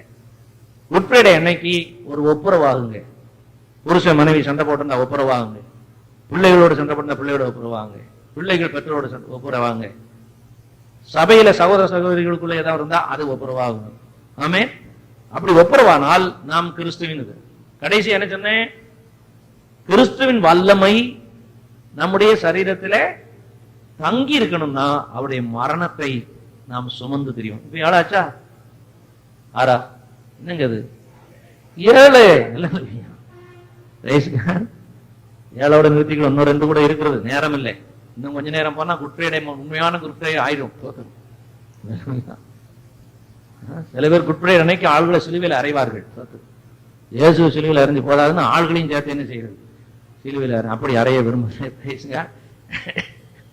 கிறிஸ்து இயேசுவோடு கூட நான் சிலுவையில் அறையப்பட்டிருக்கிறேன், ஆனாலும் பிழைத்திருக்கிறேன். எப்படி பிழைத்திருக்கிறேன்? அவரை பற்றி விசுவாசத்தினாலே. இந்த மாதத்தின் வாக்குத்தத்தம் என்ன? Because I live, ye shall live also. யோவான் 14 அதிகாரம் 19 வசனம் இந்த மாதத்தின் வாக்குத்தத்தமாக கொடுத்தேன். நான் பிழைக்கிறபடியினால் நீங்கள் என்ன செய்வீர்கள்? பிழைப்பீர்கள். அவர் சிலுவையில மரித்தது வாஸ்தவம், ஆனால் இன்றைக்கு அவர் பிழைத்திருக்கிறார், உயிரோடு இருக்கிறார். ஆகவே நாமும் பிழைத்திருக்கும்படியாக கர்த்தர் செஞ்சிருக்கிறார். விசுவாசத்தினாலே நீதிமான் என்ன செய்வான்? பிழைப்பான். அப்பத்தினால் மாத்திரமல்ல, தேவனுடைய வாயிலிருந்து புறப்படுகிற ஒவ்வொரு வார்த்தையினாலும் மனுஷன் என்ன செய்வான்? பிழைப்பான். நீங்களும் நானும் பிழைச்சிருக்கணும். அதுக்கு தான் அவர் மரித்தார், அவர் இன்றைக்கு பிழைத்திருக்கிறார். அல்லேலூயா. இந்த மாதம் நம்மை சரியான பிழைப்புக்குள்ள வச்சுக்கிடும், ஜீவனோடு வைத்துக் கொள்வோம். ஒரே ஒரு வசனத்தை வாசித்து முடிக்கலாம். 2 கொரிந்தியர் 5 அதிகாரம் 15 வசனம் வாசிங்க. பிழைத்து இருக்கிறவர்கள் இனி தங்களுக்கென்று பிழைத்திராமல் தங்களுக்காக மரித்து எழுந்த இயேசுவுக்காக பிழைத்திருக்கும்படி அவர் எல்லாருக்காகவும் மரித்தார் என்று நிதானிக்கிறோம். இயேசு மரித்தது எதற்காக? அல்லேலூயா. இன்றைக்கு பிழைத்திருக்கிறவர்கள் தங்களுக்கென்று பிழைக்காதபடிக்கு தங்களுக்காக மரித்து எழுந்து இன்றைக்கு உயிரோடு இருக்கிற இயேசுவுக்காக பிழைக்கணும். Love the Lord Jesus and live for the Lord Jesus. இந்த 2 தவிர வேற ஒன்னும் வேணாம், மற்றதெல்லாத்தையும் அவர் பார்த்துக் கொள்வார். ஒரு டிசிஷனுக்குள்ள வாருங்கள். I will love my Lord and I will live for my Lord. மற்றதை பத்தி எனக்கு கவலை கிடையாது. Rest of the things he will see to it. I am not bothered.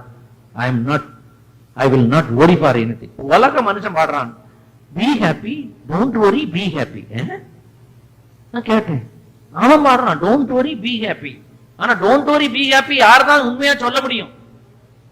இயேசுதான் நமக்கு சொல்லிருக்க, நாம தான் அதை சொல்ல முடியும். அவனுக்கே சொல்றான் don't worry, be happy. நீங்க எப்படி இருக்கீங்களா? எத்தனை பேர் ஒரே அப்பா எதை எடுத்தாலும் கவலை, அது இல்ல இது இல்ல, அப்பா முகமே அப்படி வாடி போய் இருக்கிறது. சில பார்த்தா அப்படி வரும். ஆங்ஸைட்டி வரத்தக்கதான சூழ்நிலைகள் குடும்பத்துல வரும், ஜீவியத்துல வரும். தூக்கி அவர் மேல வச்சிடணும். அவர் நம்மை விசாரிக்கிறவராய் இருக்கிறபடினாலே உங்கள் கவலைகளை எல்லாம் அவர் மேல் வைத்து விடுங்கள். கர்த்தர் பேரில் உன் பாரத்தை வைத்து விடு, எடு இல்ல, வைத்து விடு. அவர் உன்னை என்ன செய்வார்? ஆதரிப்பார். ஏன்னா அவர் நம் சொந்த குமாரன் என்று பாராமல் இயேசுவை நமக்காக ஒப்பு கொடுத்தவர். ஹல்லேலூயா, ஓ ஹல்லேலூயா. இனி கவலைப்படுவீங்களா? இங்க இருந்து வெளியே போனோன்னு திருப்பி கவலை வந்துரும்ல. இங்க இருக்கும்போது கவலையே இருக்காது. அப்ப இங்கேயே வச்சிருவோம் உங்களை, வேற என்ன செய்ய? அதே பெட்டர் போல தெரியுது. இங்க இருந்தாவது கவலைப்படாம இருந்து கடைசி வரைக்கும் அது முடியாது. வெளியே போலன்னா அவன் திருப்பி நம்மளை விரட்டிடுவான். நாளைக்கு என்ன இருக்க? எழுந்திருந்து ஒரு பாடலை பாடுவோம். கர்த்தருக்கு ஸ்தோத்திரம். அவருடைய மரணம் எத்தனை ஆசீர்வாதங்களை கொடுத்திருக்கு. நான் சும்மா ஒரு 7 கொடுத்தேன் உங்களுக்கு. இதுக்கு மேல அவருடைய மரணம் என்னெல்லாமோ நமக்கு தந்திருக்கிறது. இயேசு மரிக்கலைன்னா நாம இங்க வந்தே இருக்க மாட்டோம். ஹல்லேலூயா. எத்தனை காரியங்கள் கர்த்தர் நமக்கு நன்மையாய் செய்திருக்கிறார். அவர் மரணத்தை நினைவு கூறுங்கள். அந்த மரணம் நமக்கு கொடுத்த ஆசீர்வாதங்களை விசுவாசத்தோடு கூட பற்றி கொள்ளுங்கள். அந்த ஆசீர்வாதங்கள்ல உறுதியாயிருங்கள். ஹல்லேலூயா, ஹல்லேலூயா. பெரிய காரியங்களை செய்து பெரிய நாமத்தை மகிமைப்படுத்தும். கொடுத்த கரங்களை ஆசீர்வதிப்பீராக. ஹல்லேலூயா. ஒரு குறைவில்லாதபடிக்கு ஆண்டவருடைய தேவைகளெல்லாம் நீ சந்திக்கணுமே. ஆவிலும் ஆத்மாவிலும் சரீரத்திலும் குடும்பத்திலும் அவர்களுக்கு இருக்கிற தேவைகள் ஏராளம் உண்டப்பா. எங்கள் குடும்பங்களின் தேவைகள் எல்லாம் தரத்திலும் நீ ஒத்தாசை அனுப்பி நீ சந்திக்கும்படியாய் ஜெபிக்கிறான். சிலுவையில் நீ சம்பாதித்த தெய்வீக சுகம் அருமையான குடும்பங்கள் மத்தியில் வந்து இறங்குவதாக. வல்லமையும் பலனும் சுகமும் ஜீவனும் விளங்கி கொண்டிருப்பதாக. சரீரத்தில் இருக்க எல்லா பலவீனங்களும் வியாதிகளும் முறிக்கப்படுவதாக. In the name of Jesus. Hallelujah. உம்முடைய பலத்த கரம் தொட்டு ஆசீர்வதிப்பீராக. இயேசு கிறிஸ்துவின் ஜீவனுள்ள ஜெயமுள்ள நாமத்தில் பிதாவே, ஆமென். நம்முடைய கர்த்தராகிய இயேசு கிறிஸ்துவின் கிருபையும் பிதாவாகிய தேவனுடைய அன்பும் பரிசுத்த ஆவியானுடைய அந்யோன்ய ஐக்கியமும் நம் அனைவரோடும் கூட கிறிஸ்து இயேசுவின் வருகை மட்டும் இருப்பதாக. என் ஆத்துமாவே கர்த்தரை ஸ்தோத்திரி, என் முழு உள்ளமையுடைய பரிசுத்த நாமத்தை ஸ்தோத்திரி. என் ஆத்துமாவே கர்த்தரை ஸ்தோத்திரி, அவர் செய்த சகல உபகாரங்களை மறவாதே.